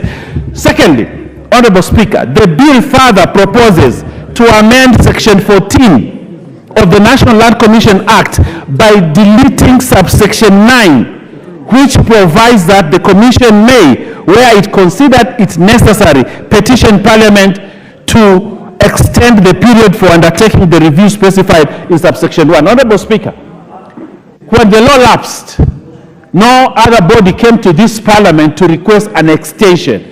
But by the virtue that we are deleting that section that says within 5 years, therefore subsequently we also must delete part 9 or section 9 of that law. Honorable Speaker, currently the commission receives a budget from this National Assembly. The commission has officers and all that, but its work is impeded from addressing any complaints dealing with public land and providing redress even where there are clear and apparent cases of illegality in the disposition relating to public land because of the time limitation. Honorable Speaker, today as we speak, the National Lands Commission is a lame duck, is a dog that cannot bite. It's an institution that is there that is not helping. Because of that, the many cases that were received actually from the coast on public land that was stolen, on reasons why today there are so many squatters, that this government is allocating a lot of money to go and buy land, which on its own should not have been bought, is because we have killed National Lands Commission. But Honorable Speaker, we have hope, an array of hope for the many squatters that are out there that have been waiting for justice for many years. I want to invite you, Honorable Speaker, and the members of this House to have seize this opportunity to liberate the land at the coast and allow that all those people that are sitting now as squatters find solace in this Parliament, that for once they will own land, they will develop, and they will have an opportunity to be like other Kenyans. Honorable Speaker. Honorable Speaker, Section 15 of the Principal Act, subsection 3A, which provides that a historical land claim may only be admitted, registered, and processed by the Commission if it is brought within 5 years from the date of commencement of this Act, is hereby amended and deleted in this amendment. Honorable Speaker, I want to invite this member to join me in deleting this very oppressive part of the law so that we give our people and Kenyans an opportunity. You know, many people will say, oh, it is moving this matter because a lot of people are at the coast. There are people in the Rift Valley, especially in the Kericho region, who are suffering because of this part. They want to bring petitions to the National Lands Commission to get help, but they cannot get help because of this unconstitutional provision that was put in the law. Honorable Speaker, as I wind up, I want to say this, that this bill further proposes to amend Section 15 of the National Land Commission Act by deleting subsection 11, which provides that the provisions of this section shall stand repealed within 10 years. Honorable Speaker, this amendment will allow the Commission to continuously admit, register, and process historical injustices claims and handle disputes that had not been brought within the limitation period uninterrupted. Honorable Speaker, I must say this in this House. There are many people who are afraid out there. And they are peddling lies that Owen's amendments will actually make people investigate private land. I want to put it on record in this house. All that private land was once public land. And how it transitioned from public to private is what we want to know. Just that. Why are people so afraid? Why would you be afraid of this amendment? Honorable Speaker, I want to say that these historical land injustice hearings have been there. It has not done any harm to anyone. The National Lands Commission has been doing listening and all that, and nobody has really been targeted or anything. But today we are doing this amendment and people saying, oh, you know, we are targeting. We are not targeting. We want squatters in this country to have an opportunity to own land. Those people who have historical claims, those who went to the Nchonjo Commission, those who went to the Ndungu Commission, those people who went to many commissions, we have a reprieve in the National Land Commission, Honorable Speaker, where we can take our claims. They will be heard by the commissioners and a determination will be made. If you did not steal any public land, you will have your land. But if you stole public land and that land had people who were there before, please give it up because it belongs to those people. Honorable Speaker, as I conclude, the amendment to Section 15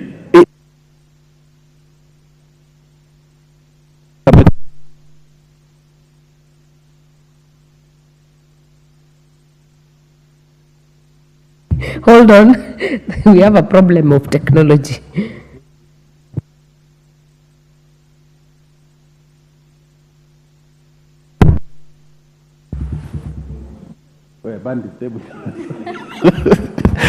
Honorable Speaker, sorry, you know Cupcake is my friend, so I can say a few things to him. Honorable Speaker, I want to say this. All the above stated amendments that we want to make will be a significant change, will bring significant change as we transform the review of the Commission from a bounded, time-limited endeavor into an open-minded, ongoing activity, since until today there are there are many cases relating to grants and disposition. Honorable Speaker, I want to say this, and I want to say this because it's very important that I say it. Courts in this country, the judiciary system, is very expensive for the peasants at the coast and many other places. They cannot afford to hire a lawyer to go and defend a case in court. They don't have that luxury. The National Land Commission was actually formed as a quasi-judicial form to give an opportunity to the poor people to be heard. Today, if someone today you have people who come, they go to court, claim that this land is theirs, and because this is a poor person from the coast or other region, they cannot get justice at the courts. But the National Land Commission gave people an opportunity to be heard, both the rich and the poor.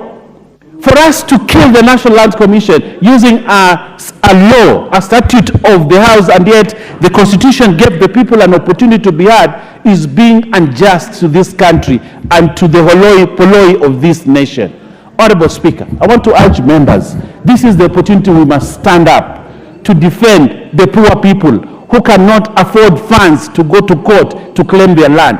This is the opportunity, Honorable Speaker, that those for a long time have been oppressed historically have an opportunity to get a solution to their problems. Honorable Speaker, this is the opportunity that as members of Parliament, we must stand with the spirit of the 2010 Constitution and be counted as people who stood up when everybody else did not want the poor people to be represented. Honorable Speaker, I beg you that as we move forward, that these members, these honorable members who sit in this chamber, look at those people who have suffered historically, those who have never seen a title deed from 1963, those whose title deeds have been quashed by other bodies, those whose lands have been grabbed by people who only know how to grab land. Honorable Speaker, even the freedom fighters, the Mau Mau, fought the war of Mau Mau, but when they came back, the land that they owned had been taken away by those people who sided with the British.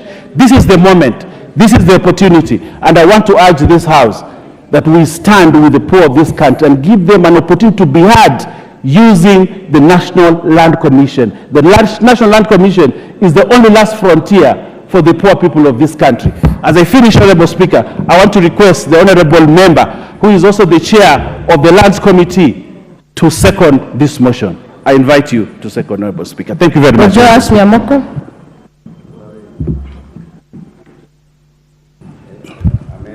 Thank you, Madam Speaker, for the opportunity for me to second this motion.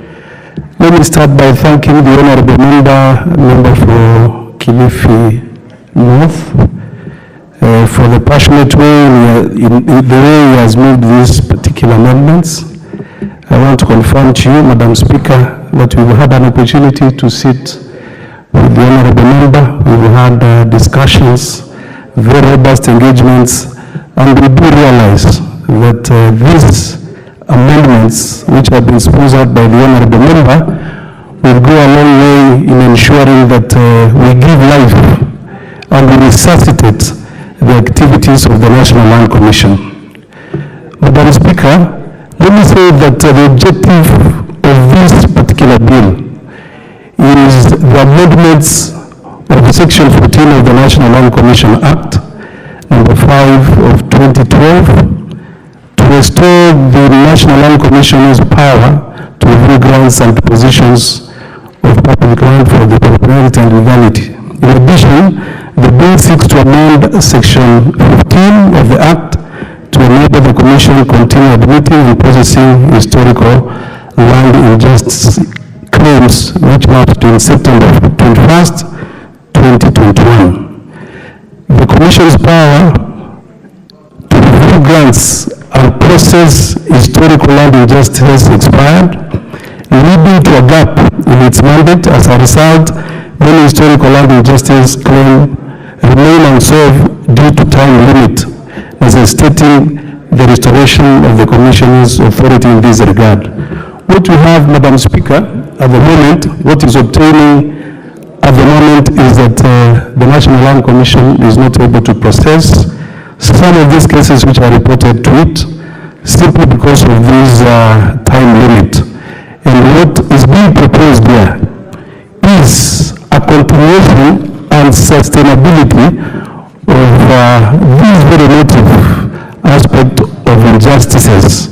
The bill underwent its first reading on Wednesday, 27th September 2023, and it was subjected to public participation in accordance with the constitutional requirements and our standing orders, Madam Speaker.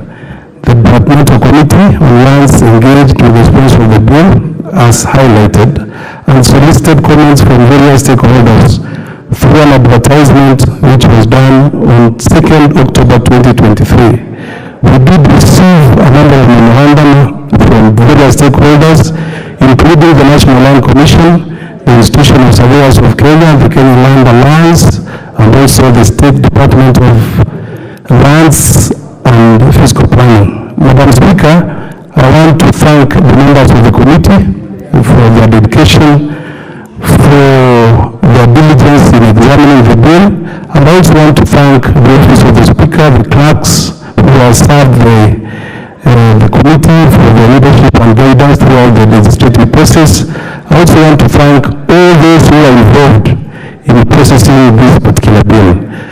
I want to end by saying that this is a very crucial exercise, actually the two amendments which are going to be done, and it will give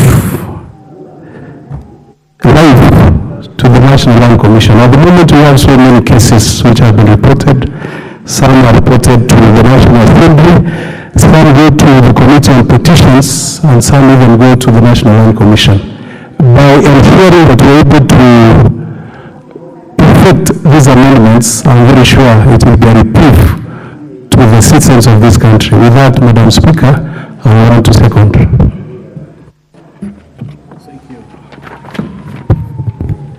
Thank you.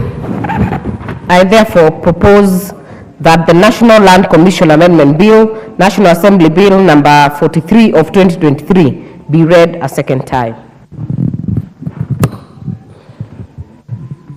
I'll give this chance to Honorable Mishi, if not in the House, Honorable Zamzam.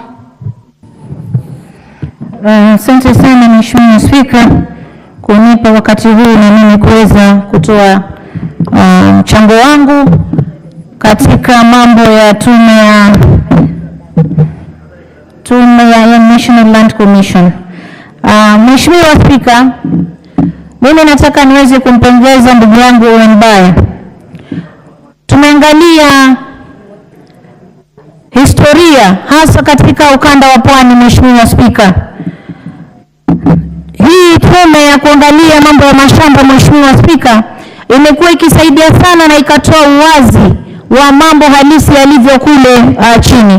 Mheshimiwa Spika, watu wetu wanateseka sana.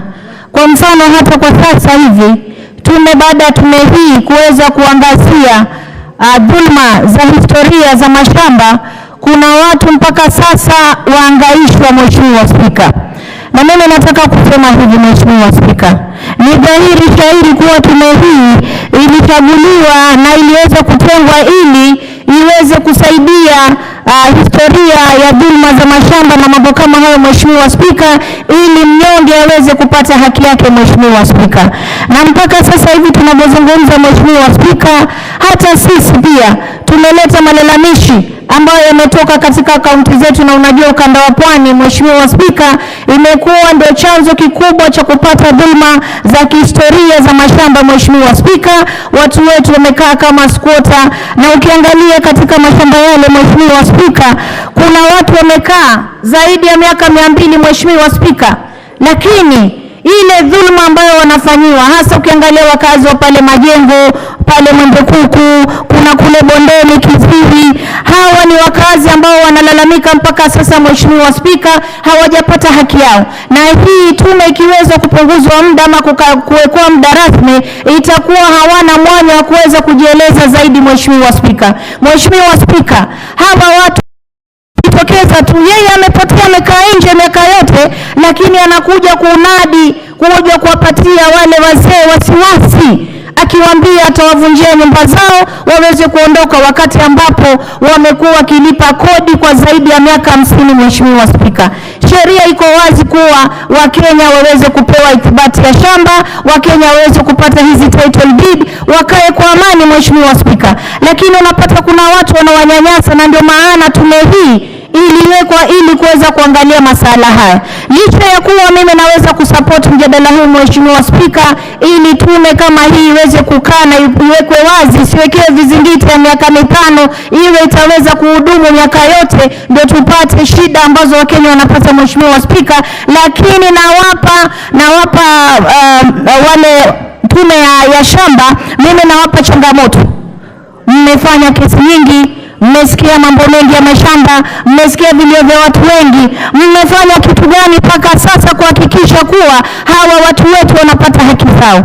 Mheshimiwa Spika, hii tume ni nzuri sana, lakini pia mimi naomba iwe inaweza kujikwamua kuweza kutatua matatizo yaliyoko, Wakenya waweze kupata haki zao, kama vile tunavyoona wazee wetu Council of Elders Mombasa wamelia sana. Mzee Sumba amelilia mashamba mpaka saizi anazeeka, umri umekwenda, lakini anatoa machozi, wanavunjiwa wakati serikali imenyamaza Mheshimiwa Spika. Kwa hiyo Mheshimiwa Spika, mimi nataka nimwambie ndugu yangu Mutembei, tumetoka sote ndani ya Pwani, tunajua matatizo ya watu wetu, na ndugu yangu Mutembei uko katika mrengo wa serikali, mimi naomba uingilie kati pia, hata kama tunatetea National Land Commission, na wao pia waweze kujibidisha kuhakikisha kuwa zile haki za wanyonge na wao wanajua, waweze kuzipigania, hawa ndugu zetu waweze kupata title deed, waweze kukaa kwa amani Mheshimiwa Spika. Mheshimiwa Spika, wakati mwingine mimi nikikaa huanza kulia machozi nikiona vile watu wangu wanavyodhalilishwa. Wazee makaburi yao, mahali ambapo wamelala, wanaangaishwa. Mtu anatoka kule Oman anakusanya hapo rent hapo ndani ya Mombasa, na yeye hata nchi yake ni nyingine Mheshimiwa Spika.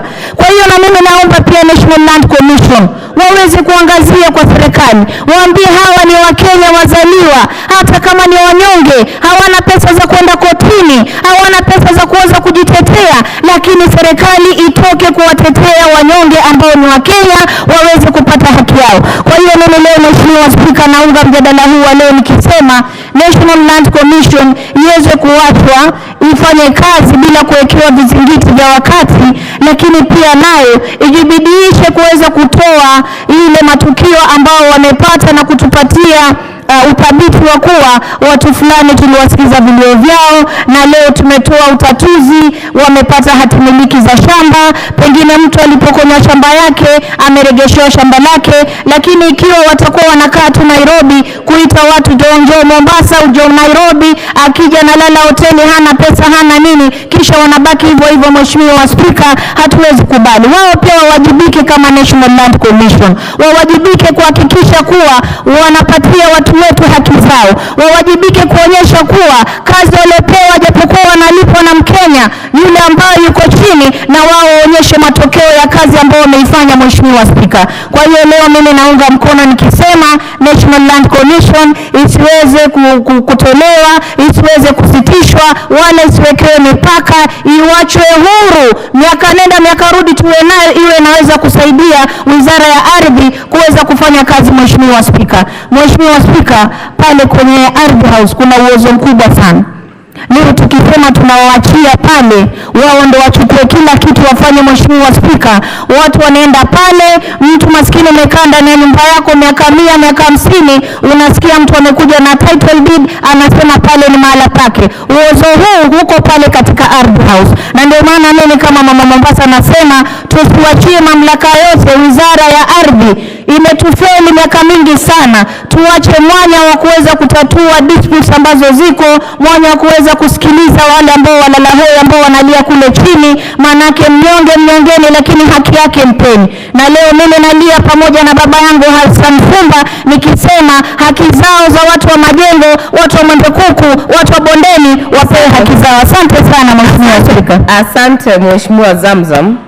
Kama hujamaliza utakuwa umesalia dakika 5 kwenye kikao kijacho kama utapenda kuendelea na mswada huo, lakini kwa sasa tunaingia kwenye kuahirisha shughuli la bunge kama ilivyoelekezwa hapo awali, ili kujadili swala mahususi la dharura na muhimu kwa taifa kama ilivyoelekezwa na Spika, ambayo itakuwa ikiwasilishwa na Mheshimiwa Korere.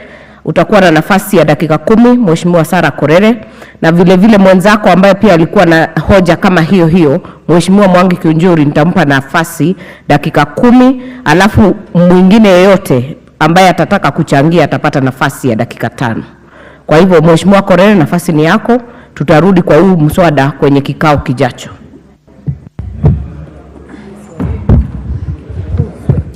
Thank you, Madam Speaker. Madam Speaker, I moved a motion of the notice of adjournment of the House on the definite matter of urgent national importance regarding the escalating state of insecurity in Laikipia. Madam Speaker, we are all aware that security of the citizens of Kenya and their property is a constitutional right. And as we speak, Madam Speaker, the residents of Laikipia North, and especially Mgogodo East and parts of Segera Ward, have been denied that very important and constitutional right. Madam Speaker, it's very difficult for members of parliament to go on their daily duties while the people we represent are actually being terrorized in their own homes. They can't go about their own personal businesses because of these terrorists called bandits. And Madam Speaker, sometimes I really wonder what this thing called cattle rustling is. Whatever it is robbery with violence. And if it is robbery with violence, the robbers must be met by equal violence from the state. Madam Speaker, as I stand on the floor of this House today, the residents of Laikipia North, from December last year to date, actually we've been visited by terror, a group that has rained a lot of terror on the constituents. And Madam Speaker, nobody is safe. even our security agencies on the ground are not safe. As I speak here, Madam Speaker, on 6th of February 2024, Mediako Leshami was attacked in his home at Tripoli. They drove away 80 herds of goats, and he was left nursing a gunshot wound on his leg. Madam Speaker, on March 2nd, Abraham Lepiet, a class 6 people, was attacked by bandits and 78 goats from their family were driven away, and the boy was left with serious gunshot wounds. Madam Speaker, on March, 15th March, Lolmarik farm was attacked and 200 herds of cows was driven away, and nothing has been recovered to date. Madam Speaker, in December 29th of 2022, Mr. Getunde's 61 cows were driven away, and to date, nothing has been recovered. Madam Speaker, I can go on and on and on. But Madam Speaker, on 31st of March, residents of Sanga were attacked, and the home of Chief Kisio and his family was attacked. 400 herds of cattle were driven away, and a 12-year-old boy, one John Lesalaon, was left to fight for his life. As I speak on the floor of this house, that boy is still in ICU, fighting for his life. Madam Speaker, on 8th of April, again they attacked a homestead in Gratton and shot one Brian Kenya, a 17-year-old boy who is still nursing gunshot wounds at the Cottage Hospital. Madam Speaker, what am I saying? All our cattle and goats and sheep and camels which are being driven away by this ruthless militia is driven into Mugogodo Forest. Mugogodo Forest is one of the most indigenous and well-preserved forests in this country, courtesy of the Yaku people and the Ruwesi people who have used traditional knowledge to preserve that forest. But as we speak today, that forest is a no-go zone for those people. That forest have got new dwellers, very recent dwellers, heavily armed bandits who have moved into that forest with their families and kicked everybody out, and they come steal from the residents and drive all our livestock in that forest. My question, and I'm begging an answer from the government, is Mugogodo Forest not in Kenya? What does the Kenyan government lack to do a thorough operation in Mugogodo Forest?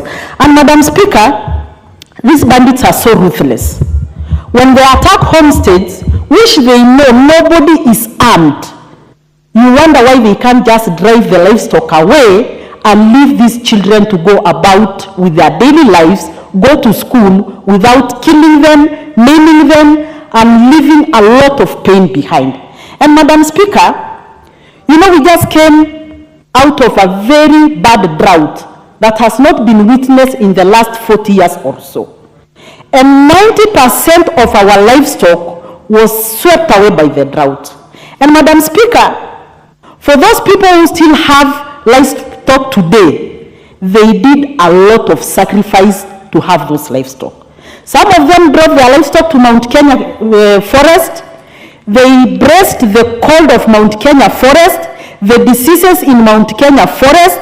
Some of them bought hay for their animals. Some of them hired grass from the neighboring ranches just to make sure that they save those little livestock, which is their main source of income, Madam Speaker. Those livestock is what we sell to educate our children. Those livestock is what we sell to get food. Those livestock is our life, Madam Speaker. And as we speak, what was left by the drought is being taken away from us forcefully in broad daylight. Madam Speaker, the other day, His Excellency the President was in Laikipia on 12th, and he raised the issue with him.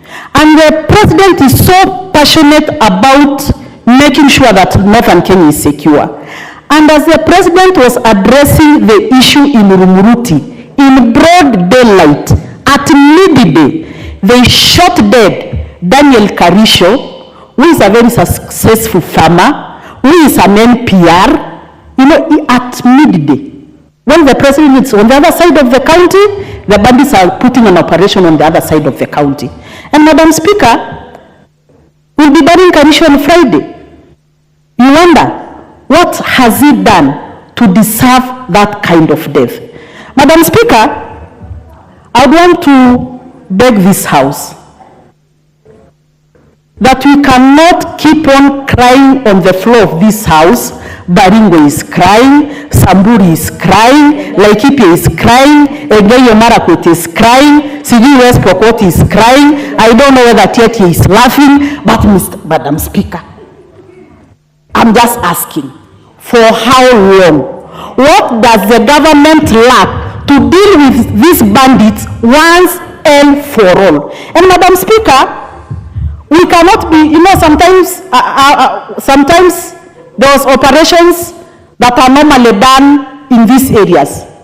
And when these operations are done, we hear a lot of noise, a lot of human rights activists. I want to ask IPOA and the human rights activists. What is out of order? Members, kindly use your cards for intervention and for contribution. Mr. Speaker, I did not want to interrupt the honorable member whom I consider my for many reasons. But Madam Speaker, you heard what she said. I mean, that was quite cynical coming from her.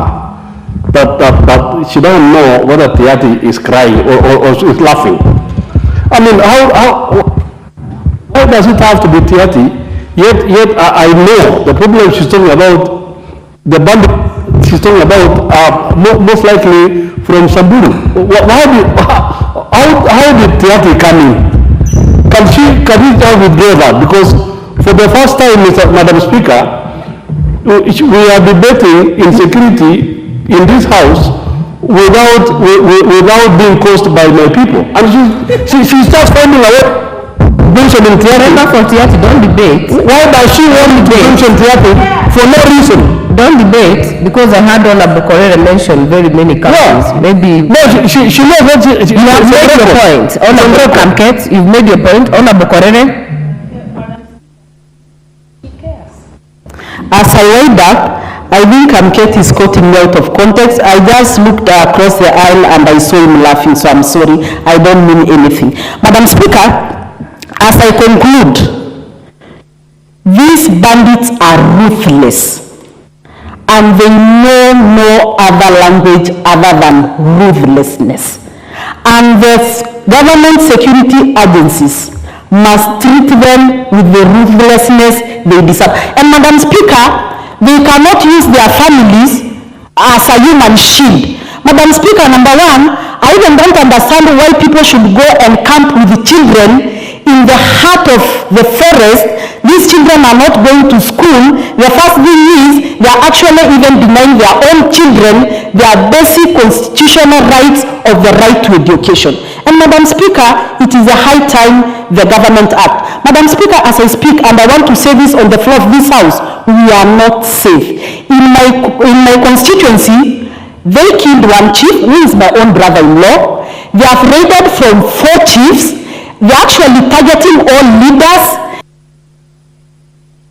You have 1 minute, Honorable Korere, 1 minute. In Samburu, we lost an MCA. Madam Speaker, as the leaders, these bandits now are targeting leaders. And I can tell you, and Mheshimiwa Kiunjuri can confirm, even in my own home, they raided and they killed my herdsman. Madam Speaker, I even know as I stand here, I'm not safe anymore. Well said. Member for Laikipia East. Thank you, Madam Speaker. I rise also to express our concerns as the people of Laikipia County, our fear and anxiety that has really gripped our people for the last 3 months or so, whereby, as has been laid clearly by Sala, Mheshimiwa, that we are visited every week 3 or 4 times. For the last 4 months, bandits have been roaming in Laikipia, terrorizing people in Laikipia North.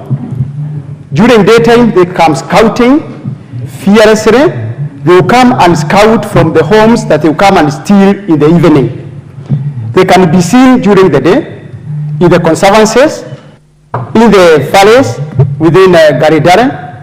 And what really surprises us is the heavy presence deployed police officers and stock theft unit. They are allowed, but these bandits are still roaming freely. They can come and steal. Madam Speaker, what worries the residents of those areas is that even they can come all the way, they jump some few homes where there are animals and come just 20 meters to Astu, that is unstock theft unit, and steal from there, and no police officer would even shoot in the air or even come out of the camp. They have gone ahead to even isolate areas whereby they go to the chief's camp at Evi, chief's home at Evi. They will steal animals, and chief lives about 50 meters away from the police post. Our question is, as leaders of Laikipia, and what we need to know, if our people are not safe, how are we expected to react? Police officers are out, they are not acting. Are they submitting? Are they overwhelmed? Or are they collaborating with the thieves? So far, animals have been taken. None of those bandits, the perpetrators, are still free. None of them have been apprehended. Animal recovery is almost at 1% recovery. Everyone knows where they are taken, that they are taken through the ranches, and our question is whether some of the ranchers, and especially Ornaisho farm, whether they are also collaborating with the bandits. That area is expansive, and it takes time for them to move from the villages to the forest. How comes that they can be able to steal, drive the animals comfortably to Mogodo forest, which they have made their safe haven? Madam Speaker, these officers and the bandits, are they submitting that now it is bring it on? And if they cannot reverse them, and we don't have enough police resurfaced, how are we expected to react? Madam Speaker, information is very clear. Security forces knows where the animals are taken. And one wonders, if security forces knows where the animals are, the people where animals are taken from, everybody knows where the animals have been taken. Why can't this government, our question, take action similar to that was taken during the raids at Mount Elgon, whereby all the agencies were brought together, and if it calls for us to amend the law, whereby now the army must come in, because we cannot have Kenyans being terrorized across the country, North Rift, Central Rift, everywhere, that today we are only hearing that the government is up in arms, that they are countering them. We have not seen any incidents, serious incidents that can teach them a lesson. We are demanding an operation similar to the one that was carried out in Boni Forest, be carried in Mogodo Forest, be carried in Skutafari, and all other areas where government knows that cattle-driven, animals-driven from even other constituencies are taken, so that serious action is taken, that these people should never repeat again. The perpetrators and the collaborators must be punished in equal measures. If the government is not going to do that, we are wasting our time. They must seal in Mukogondo, Mount Elgon operation, Boni Forest operation, combined forces must come there, and government must show its force. Otherwise, the parties are there, they can see government can back, but it cannot bite. We agree, CS Kidiki is doing a lot of work, but it's so more of a paper now. If you ask them, you'll be a paper tiger, end of the day, if he cannot bite. Madam Speaker, we strongly condemn these criminals, this act of cowardice, and we must make sure the perpetrators are brought to book. If there is no serious action by government to the perpetrators and the collaborators, they know them by name. Like when they killed Kadisho on Friday, they left 2 phones behind them. With that only, they are able to say who these bandits were, who are their collaborators, and because it's an enterprise, Madam Speaker, it's not only about cattle lastry, it's an enterprise. It is for the first time we must deal with those people who are arming the bandits, who are involved in this business, because at the end of the day, these animals end up somewhere. Some are stolen for restocking, as Kamtet would call it, but some are also stolen, and there are some rich people somewhere advancing this business who must now be called by their names, who must be brought to book. And what you want this time around is that a tougher, bigger action. I always like the KWS operates. If they discover that police are doing nothing, they have the only way of eliminating these people. And the only way is that even those who are being sent to steal, those people with a behavior of always restocking, this must come to an end. Madam Speaker, if you look at who is involved in this business, already we know where our problems are coming from. Go to Kibish, Kipsin. Look at the farmers around, they are armed. Where animals are being taken away, all the farmers around, they have more than 40, 50 police reservists. They have security armed by the same government. Madam Speaker, it is the high time this government sits down and reconsider its decision on whether they will continue arming those farmers, and especially those ones who cannot stop this kind of an attack to the people of Laikipia. Lastly, Mr. Speaker, for us, we are agreeing the government is taking action. We are agreeing that forces are being employed. However, how do we now gain confidence of government if the same officers who are being employed with the command cannot take action? Those answers must be given to us. And the only way we can agree and accept the government is taking action is recovering our animals. Is to see people brought to justice, to see people being punished. Those who make other people cry must also cry. They should not steal our animals at their own leisure and have the pleasure to go and enjoy the route. With those few remarks, Madam Speaker, I beg to support and seriously ask this House to consider, even if you are going now to amend the laws that are necessary to ensure that there is combined forces, that action can be taken with no boundary. The army should come in, police should come in, other security forces must come in. I support. Thank you. Minority Leader. Thank you very much, Madam Speaker. Let me join my 2 colleagues, the Honorable Sarah Korere and the Honorable Mangi Kiunjuri, in expressing my disgust at these incessant acts of banditry and cattle or livestock theft in these areas.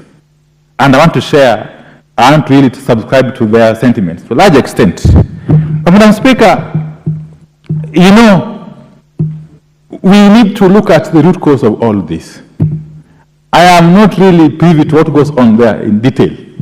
But from my understanding of what I'm being told, this is no longer just a way of life, as we are being made to believe when we were young, that cattle theft or banditry is a way of life. No. It has become a pure economic activity that therefore calls for more in-depth look into what then can be done to address the economic situation of the people living in those areas. Because if they got more gainful economic engagement, they would perhaps slowly get away from these nefarious activities. But that is food for thought, and it's the duty of the government of the day to really address those concerns. But secondly, Madam Speaker, and tied to the first issue.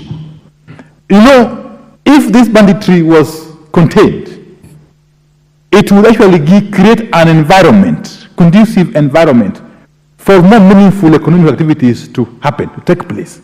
That would, in the long run, help not only people living in those areas, but help the whole country, really. Because every single part of the country, if is economically active or productive, would contribute to the overall economic development of the country.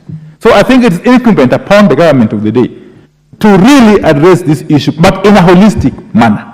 What we have tended to see from time to time are knee-jerk reactions that seem not to be yielding fruits, Madam Speaker. Madam Speaker, let me also say this. I am not a security expert, not like my good friend, the Honorable Russell. But I am not too damp to see trends. Madam Speaker, in the recent past, and this is my own observation, as a country, you have done very well. And I must commend the National Intelligence Service, the current leadership, National Intelligence Service. We have done so well in containing terrorism in this country. We have done very, very well in combating terrorism and terrorist acts in the recent past. And I attribute this in my own way to the National Intelligence Service, perhaps. But, Madam Speaker, the question that comes to my mind, therefore, is why can't we use the tactics we have been able to use in containing terrorism in the recent past in dealing with this menace? Is this menace too complex, yes, to be dealt with conclusively, Honorable Rasu? You may be telling me after this. Yes, okay? What is it that that this banditry entails that is so difficult, so complex for the government to deal with, really, and to the benefit of the country? So I think even as we debate this, and I really sympathize with my good friend, Honorable Sarah Koreri, because I can imagine what she's going through. If her own life is now in danger, she's not even sure that she's safe anymore. And a leader was elected by the people. So what is the situation, therefore, of the rest of the populace, the ordinary people who in Laikipia, okay, and elsewhere? So just Laikipia, it's Laikipia, it's Samburu, it is everywhere. It's Baringo, okay? So I think this house should now move from just mere talk to more concrete action. Because if it is talking, we have talked enough. Ever since I joined the parliament in 2013 with you, Madam Speaker, we have had this talk. Yes, every other session of parliament we have talked about this insecurity situation, about the banditry, about the cattle rustling, but we seem not to be getting anywhere. So I think it is now incumbent upon this house to now think outside the box and perhaps take extraordinary measures to deal with this clearly extraordinary situation. With those very many remarks, Madam Speaker, I adopt the sentiments of my two colleagues. Thank you. Thank you. Member for Saku. Thank you very much, Honorable Speaker. Honorable Speaker, I wish to join the Leader of Minority, Honorable Sarah, and Mwangi Kiunjuri in what they have expressed this afternoon. I speak from the floor of this House as the patron of the Pastoralist Parliamentary Group, as a former officer of Kenya Defense Forces, and also as Vice Chair of Security, representing the National Assembly. As a committee, we have managed to visit Laikipia, Samburu, Turkana, West Pokot, Marakwet, Baringo.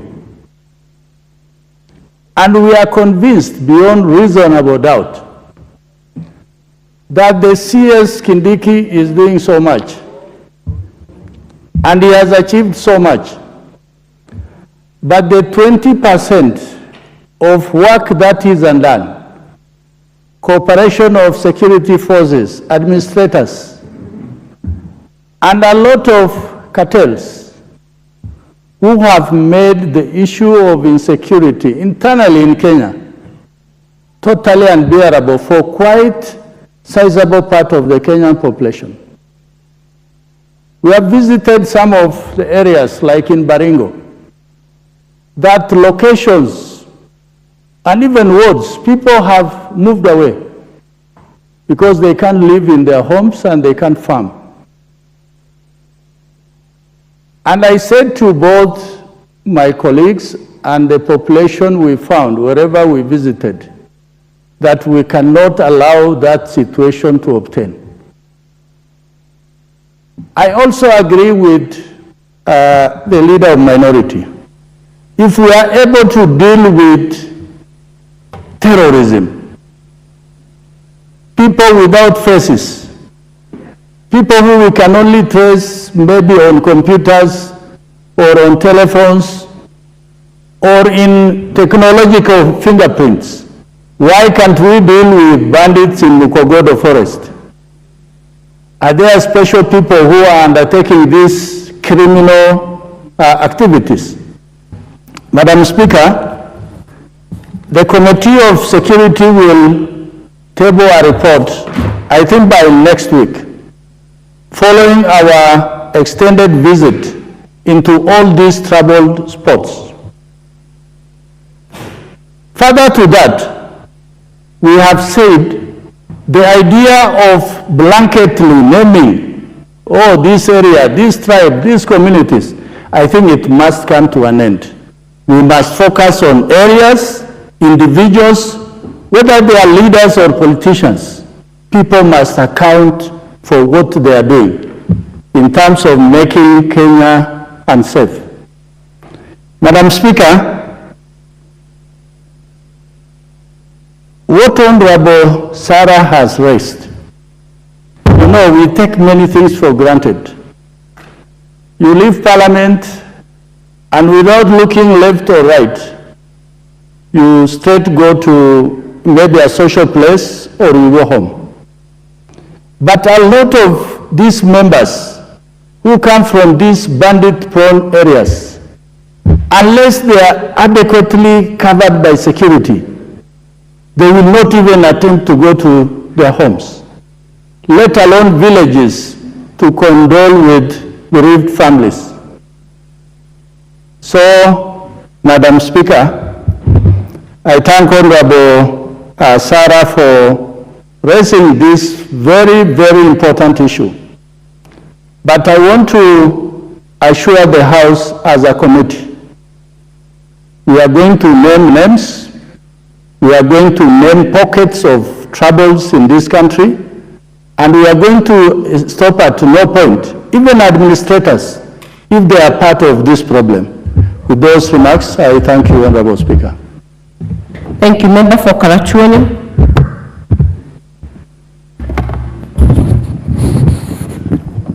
Thank you, Madam Speaker, for giving me the opportunity to say a word or two on this insecurity affair. Madam, it's a very sad thing to listen to the story of what's happening where this insecurity is prevalent. Surely, to see that somebody who had his own home is living almost nowhere, perhaps in the forest, just for fear of his life, is a sad thing. The number one priority of any government is the security of its people. I appeal to the government to rise up to the occasion and do what is needed to cause peace so that our areas which are suffering can feel safe. Madam Speaker, I know that there are causes, like the minority leader said, there must be causes for all this. But are these causes unique to these particular places alone? It is possible these causes are in other parts of this nation as well. But those places are not taken to arms in order that they can fight the battle going on elsewhere. We therefore, I can say, have potential problems in these other, quote, peaceful places, because indeed they are not peaceful. They have a potential problem waiting to occur. It is again very important and necessary for the government to rise up to the occasion and face the situation before they explode, to join the other parts of the country where problems are already on the surface. To see that we are talking of development, we are talking of progress, economic progress and so forth, where peace is not existing, is a waste of time. Our nation will never develop if what has started in these areas we are talking about are allowed to continue. We will not get anywhere with our effort.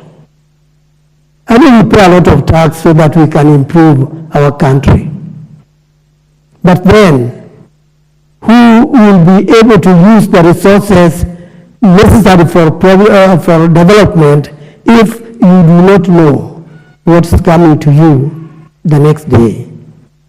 Individually, and even as communities, if you know today but you don't know tomorrow, you cannot invest.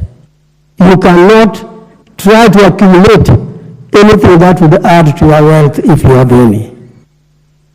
In other words, Madam Speaker, what I'm saying is that the problem we are facing is a serious one, needing a very serious action in order that Kenya can develop and move forward. But if we sleep over the overall peace, pretending that the development upon which we are spending a lot of effort will be fruitful, Madam Speaker, I think we are daydreaming. I beg the government to take action now and not tomorrow. Thank you, Madam. Thank you, County MP Isiolo.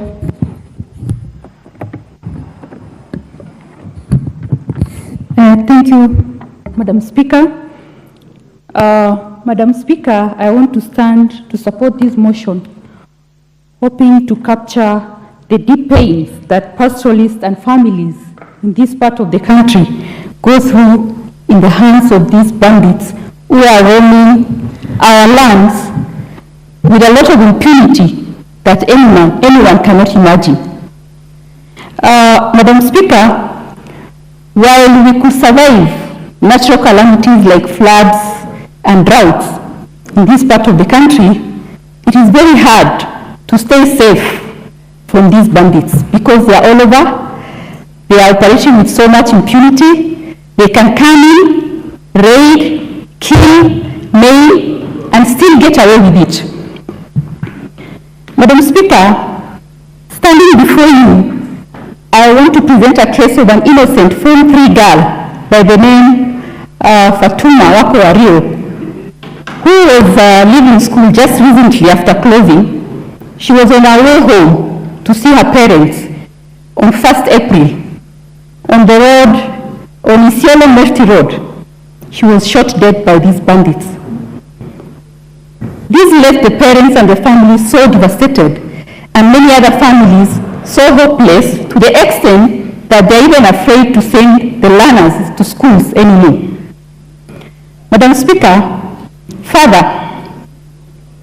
what has left many families so helpless is the fact that even after these bandits have raided and taken all the lives and destroyed everything, it is amazing that the state could not go after them and recover those herds when they have complete intelligence on where the herds are and who are keeping it.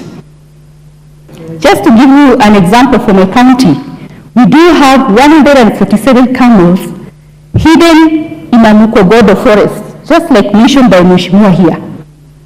It is known where, which boma, how many other bandits are involved, but there is no action from the government. So one is left to wonder, in a state where we have a security establishment and machineries that are functional, why is it so hard to go after these people, even after they've destroyed lives? At least recovering those herds will give some hope to families and these persons. But still, the security agencies are not ready to go after them. So that can only embolden these bandits to come back again, kill, maim, and the cycle continues. Madam Speaker, this is a matter that has now killed so many hopes. It has broken families. It has taken away livelihoods. It has, I can't further describe it. And we can't normalize it, making it look like it's a normal thing on this part of the country and nothing can be done. I think as pastoralists, as leaders, we feel that it is enough and it is time we probably relook our way of handling bandits, and if there's need for us to have a conversation on how we could handle it in a different way, then this is the time. This is the time. Thank you, Madam Speaker. Thank you. Member for Malakot West. Thank you, Honourable Speaker, for giving me an opportunity to contribute on this very important motion. I wish to thank the Honourable Korere for this motion. Honourable Speaker, as we speak, there are sections in this country, particularly the North Rift, that are under a militia. Honourable Speaker, those are sections of the country that literally there is no government. There are young men, women, and children who are wielding guns, moving from one place to another, raiding families, killing innocent children, killing innocent women. Honourable Speaker, can you imagine in this century that we are in a place where there are no schools, there are no churches, there are no public utilities in that particular area? Honourable Speaker, it is something that as a country we must sit down and we discuss, because if you look at the history of this country developed along the railway lines. There are areas in this country that have been marginalized, and currently they are still being marginalized. Honourable Speaker, when we talk about marginalization funds that were set aside, Honourable Speaker, it is unfortunate that marginalization funds that was meant to develop areas that were left behind have been hijacked and used for other issues that were not originally meant for. Honourable Speaker, my opinion on this issue, the person or the office to blame for the runaway insecurity in this country is the office of the IG. Honourable Speaker, we feel that the Inspector General of Police has no stamped authority to deal with the issue of bandits in this country. Honourable Speaker, in fact, when we talk to our people, other officers down there, they say, CC, we don't take advice. We don't take instructions from Raya. Honourable Speaker, the Raya they are referring to is the CS for town security. Honourable Speaker, we feel there is sabotage. We feel there is sabotage from within government, from within certain officers in this government. Honourable Speaker, there is no way that a militia will run the entire day, kill people, and there is no arrest by our police officers. I thank the honourable member from SACO, and she has made a profound statement before the floor of this house that they have identified certain individuals, because criminals, gangsters cannot be a community. Gangsters are certain individuals who should be isolated and perhaps assassinated, because they have run amok in the Kerio Valley, they have run amok in other areas in this country. Honourable Speaker, finally, so that I give other members to speak. It is an issue that, as a house, even as I was sitting here, a member of parliament passed here and said, "In your bandits." You can imagine, referring to us as bandits, because as members of this house, we feel that those areas have been marginalized, and there is need for a deliberate effort by the government to make sure that service delivery is taken to this area, and those individuals are identified, isolated, and of course the necessary action be taken so that those criminals are wiped out. Thank you, Honorable Speaker. Thank you. Member for Turkana East.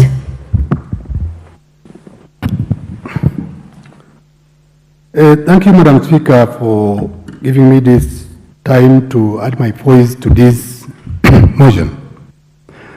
Madam Speaker, the issue we are discussing here, I don't know how we can turn it, because we, the members of parliament from the North Rift and also Laikipia, Isiolo and the other affected areas, which they have been taken away by bandits. Madam Speaker, I have just heard the honorable member for SACU say very soon they are going to table a report here on security on those areas. They visited my constituency about a month or 2 months ago. And he said, time has come for us to say these bandits by names. But Madam Speaker, to me, I don't know how true is that, because when you hear all these members speaking here, condemning this issue, you hear like if you're talking, the elimination of the bandits from a certain area. Madam Speaker, until the time that report will be tabled in this house, that's the time we can mention those people by names. But before that, time has come for this country to face the Pokoti community, who are terrorizing the entire communities in the Red Rift. And we cannot be afraid to say that, because we can't be told, let's not mention a community. But who are these people now? Can the government tell us who are these people by names, so that we cannot say the Pokot community? Can we be given the list of the terrorists from the Pokot community who are terrorizing Turkana community, the Tigani community, the Elshamsi community, the Elgei Marakwet community, the Samburu community, the Laikipia community? They are the Pokot community. And if somebody has the list of those people from the Pokot who are terrorizing the entire region of the North Rift, let the list be taken in this house, so that we can stop mentioning the name of that community.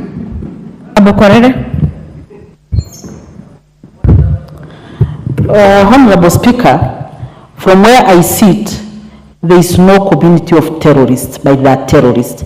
And in Laikipia, I'm terrorized by terrorists believed to be coming from Isiolo North and Samburu East, not Pokot. Member for Turkana East, you shall not mention a community. I think the Vice Chair of the Administration Committee has already committed that they will bring a report with a list. Thank you, Madam Speaker. I have just said that I'm waiting for that list to be tabled here, so that we can get the list of the terrorists. Even if they come from Turkana East, they come from where, get the list be tabled here, so that we can avoid mentioning those communities. But before that list being tabled here, which one are we going now to use? And that's what it has made this issue to continue, because we are trying to cover it. People are dying, communities are being burned by the people we know, coming from an area. But we are saying no to say their names, or not say that community. Until when, Madam Speaker, can this issue continue in this country? People are being killed in my constituency. Schools have been closed for the last 3 years now. Those kids are not going to school. And nobody is taking in action. And when you hear these people are dealing with their alcohol here in Central Province, every effort is being taken there. Is that not life? Are their lives in the North not the same lives like their lives in the central Kenya? Madam Speaker, it has reached a time whereby this country, the leaders of this country, can come out and see how they can help the people of North Rift. For those few remarks, Madam Speaker, let me just stop there so that the rest of the members can contribute too. Thank you, Member for Turkana East. County MP Laikipia. Thank you, Honorable Speaker, for giving me an opportunity to contribute to this adjournment motion. Honorable Speaker, I forever remain grateful to the people of Laikipia County for giving me an opportunity to serve them. But if I was asked, the toughest part of this job is when I receive a phone call from a family at night, either through text message or a phone call they managed to make, telling me that the bandits or cattle rustlers are outside their house. In a good case, Honorable Speaker, the following day they call you back and tell you they drove away with their herd of cattle. In a bad case, the community calls you back and tells you they killed a member of that family. Honorable Speaker, such is the life that Laikipians are leading today. Honorable Speaker, it is also good to mention that Laikipia County is the 15th largest county in this country, despite us having 3 constituencies. That said, Honorable Speaker, we are generous enough to have 7 counties as our neighbors. We start with Isiolo, we go to Nyeri, we go to Meru, we go to Nakuru, Baringo, Samburu, and Isiolo are all our neighbors. Honorable Speaker, we are peaceful neighbors, but in many instances we have neighbors who keep antagonizing us and affecting the residents of Laikipia County. That said, Honorable Speaker, our challenges are cattle rustlers, and when it is not cattle rustlers, we have illegal grazers coming to disturb us. Honorable Speaker, the greatest challenge we have as Laikipians is we know the corridors where these cattle rustlers pass, and Honorable Speaker, any member in this house knows the speed of a cow and how fast or how slow it walks. So when somebody says 200 cattle have been driven away, if the security had the intent and the purpose of catching up with these cattle rustlers, they would be able to do that. Honorable Speaker, in this day and age, there is technology. We have drones, we have armored vehicles, which if our system agrees to use, it is going to be very easy to end the cattle rustling in Laikipia County. Honorable Speaker, it is also good to mention that in the 15 wards I have in my county, 7 of those wards are actually being antagonized by insecurity. And I'll give an example of a ward called Gedega. In Gedega ward, we even know the corridor the cattle rustlers use. There's a place called Mulima Jangiri, we have Matuku, we have Mutaro. Those are places where people, it is well known to even the security that this is where the cattle rustlers pass. They have been unable to stop these people. We go to Olmora, the same case we have at Wangwashi. We go to Salama Ward, there at Checkpoint, we have an issue there. And it is also good to mention, like 2 weeks ago at Checkpoint, they actually killed an elderly man. And in that instance, I remember the senator and the honorable MC of that area trying to pursue the cattle rustlers. They found them seated somewhere in a house by assistance of some sniffer dogs. Honorable Speaker, I find myself thinking, what if the cattle rustlers had seen them approaching? The story would be different today.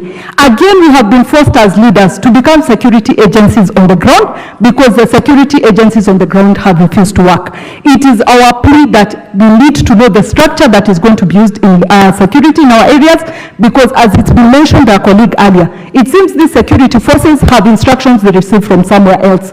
For me, I like to go with the good book, the Bible. Leviticus says an eye for an eye. I don't know why in our instance, a cattle rustler comes, kills our people, but when it comes to their arrest, they have to either be treated with baby gloves or treated as if they're special people. The same justice they met on our people should be the same justice that should actually be meted on them. Honorable Speaker, I speak of 7 wards that have insecurity, and we know where all these insecurity is coming from. Recently in Social Ward, our MC was almost killed as he was also pursuing cattle that had been stolen there. Honorable Speaker, it is my plea as a leader of Laikipia County, and I join my fellow colleagues in saying a time has come. If we will deliver nothing else for our people, we must deliver security to them. And security must be restored in Laikipia County, and the time for it to be restored is now and not later. And Honorable Speaker, I would like to add that our chiefs also need to be given powers. Chiefs walk out in the middle of the night to assist our people, but again they are told they cannot give instructions to the security forces. It is time we get to know who is this person who needs to give instructions for our people to be secured, for them to be ensured they are safe, and the time is now, and we are demanding for it. We can no longer keep pleading for it. Thank you, Honorable Speaker. I support the adjournment motion. Thank you, County MP Baringo.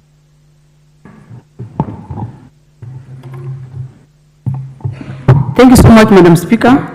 I also want to add my voice on this matter of insecurity and banditry and I want to thank my sister, Honorable Korere, and MP Laikipia for bringing this motion before us. Madam Speaker, I think we have spoken, we have attended meetings, we have screened, we have written letters. I think we have done what is humanly possible to put across this menace. We have talked to everyone that cares to listen. Sometimes I wonder, Madam Speaker, that how many people should die? How many families should be displaced? How many children should not go to school because schools are closed? How many water points and boreholes, for instance, should be destroyed for government that was bestowed by the people to protect them? I was elected in the side of government, that is the UDA party. And every day, we always remind our people that this is the government that all of us voted for, and we all expected that this problem, at least, should be eased on our back. But unfortunately, it has even, to some extent, become more burden, because I think when you have a lot of hope and you don't get the hope, it becomes more, burden. I want to say, Madam Speaker, as a member of Parliament today, I would really wish the government, my government, to take time and give a goodwill for once and for all. Today, or the other time when you came in, we saw the government taking time to fight on the menace on illicit brews. We mobilize a lot of resources. We call on leaders to take charge, close shops, arrest people, stop bars. That is business. I just wish the same energy, the same effort should be used to stop this problem. Because, Madam Speaker, I just want to give an example. When I am going to drink, even if it's an illicit brew or I'm walking into a club, I sit down, order my beer, drink 1, 2, 3, probably up to the morning. I'll do that the following day, and to some extent I'll be addicted to it. That is when it is realized it's a problem. What about a mother who is sitting right in your house? A farmer or a pastoralist taking care of his cows is ambushed, attacked, thrown out of his home, all his wealth or cows are driven away, and no one talks about it. It is one thing for government to put orders of problems, and it's another thing to see what really, on how really are you going to take care of these victims of banditry. Someone said communities are not supposed to be pointed as criminals, but there are many criminals that occurs from one communities or communities, and it is the prerogative of the community to take initiative to control. Like for instance, when Mungiki was terrorizing everyone in Nairobi and Central Province, it took the Kikuyu community to stop that menace. Likewise to Somali or Al-Shabaab. It is the same thing, that this problem, and specifically for me, from the Pokot, should take charge and take up the challenge to eradicate this problem. Lastly, I want to tell the President, Kenyans are looking at, specifically the Kalenjin, specifically the Tugent, specifically the communities that are affected by this. They really wish and really hope this time round this problem is going to be sorted. Thank you, Madam Speaker. Member for Samburu North.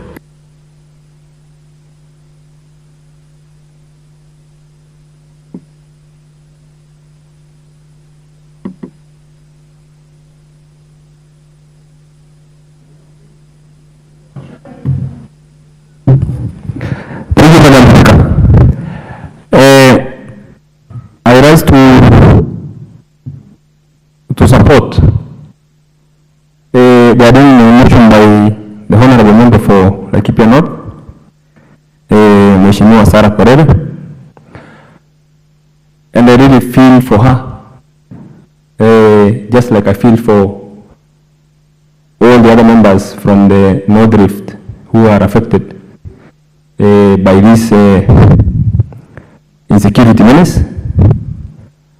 I come from Baragoi in Samburu North. And Madam Speaker,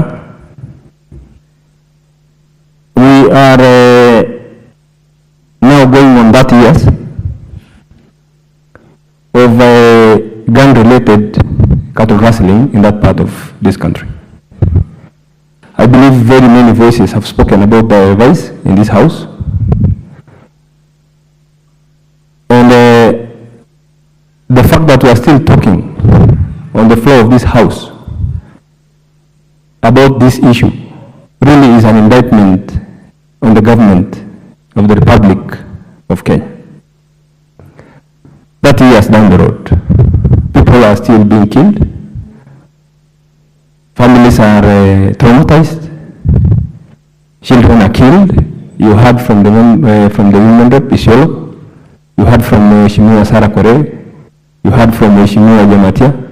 You heard from every member who spoke, who stood up to speak on the floor of this house. We are talking about fresh killings. Over the past 1 year, we have lost over 105 people in Zambia. I have lost an MCA, an elected leader, a month or so ago. Up to date, since the killing of that honorable member, the late Paul Leshimbro, the MCA for Angatanamike in Samburu North constituency, we have not seen any concrete action by the government to either bring those who killed him to book. We have not seen any concrete action to really inspire confidence in the communities which live there. Schools in that part of the world have closed. They have not closed because the term has come to a close. They closed because of insecurity. These schools in Angatanamike Primary, Ngabai Primary, Soit Post Primary, kids are not going to those schools anymore because they fear to go to school. At Soit Post Primary, a teacher was shot, a cook was shot in the evening. There were no cows in the school. People just came and shot them. That is the kind of terror that is visiting the communities in the Nile Rift and in parts of Samburu County. Madam Speaker, I would support the sentiments by Honorable Kiunjuri that if the government is serious, really this is a very small matter. In Baragoi, for instance, the once infamous Baragoi, over the past 1.5 years, we have really lived in relative peace. That is because the government came strongly and came into partnership with the elected leaders and communities, and they sent us specialized units who really supported community-led peace initiatives. I would really recommend that if we can amend the laws here to even bring the military to bear so that we can see what happened in Mount Elgon replicated across northern Kenya. Because as long as small arms are proliferated in northern Kenya, we will continue talking on the floor of this house when 16 to 17-year, 15-year-old and 20-year-old boys hold government hostage in rough terrains which they cannot access. It's only the military which can go there. Thank you, Madam Speaker. I support Madam Kurere on this adjournment motion. Honorable members, I realize there's still a lot of interest. Unfortunately, our time is up.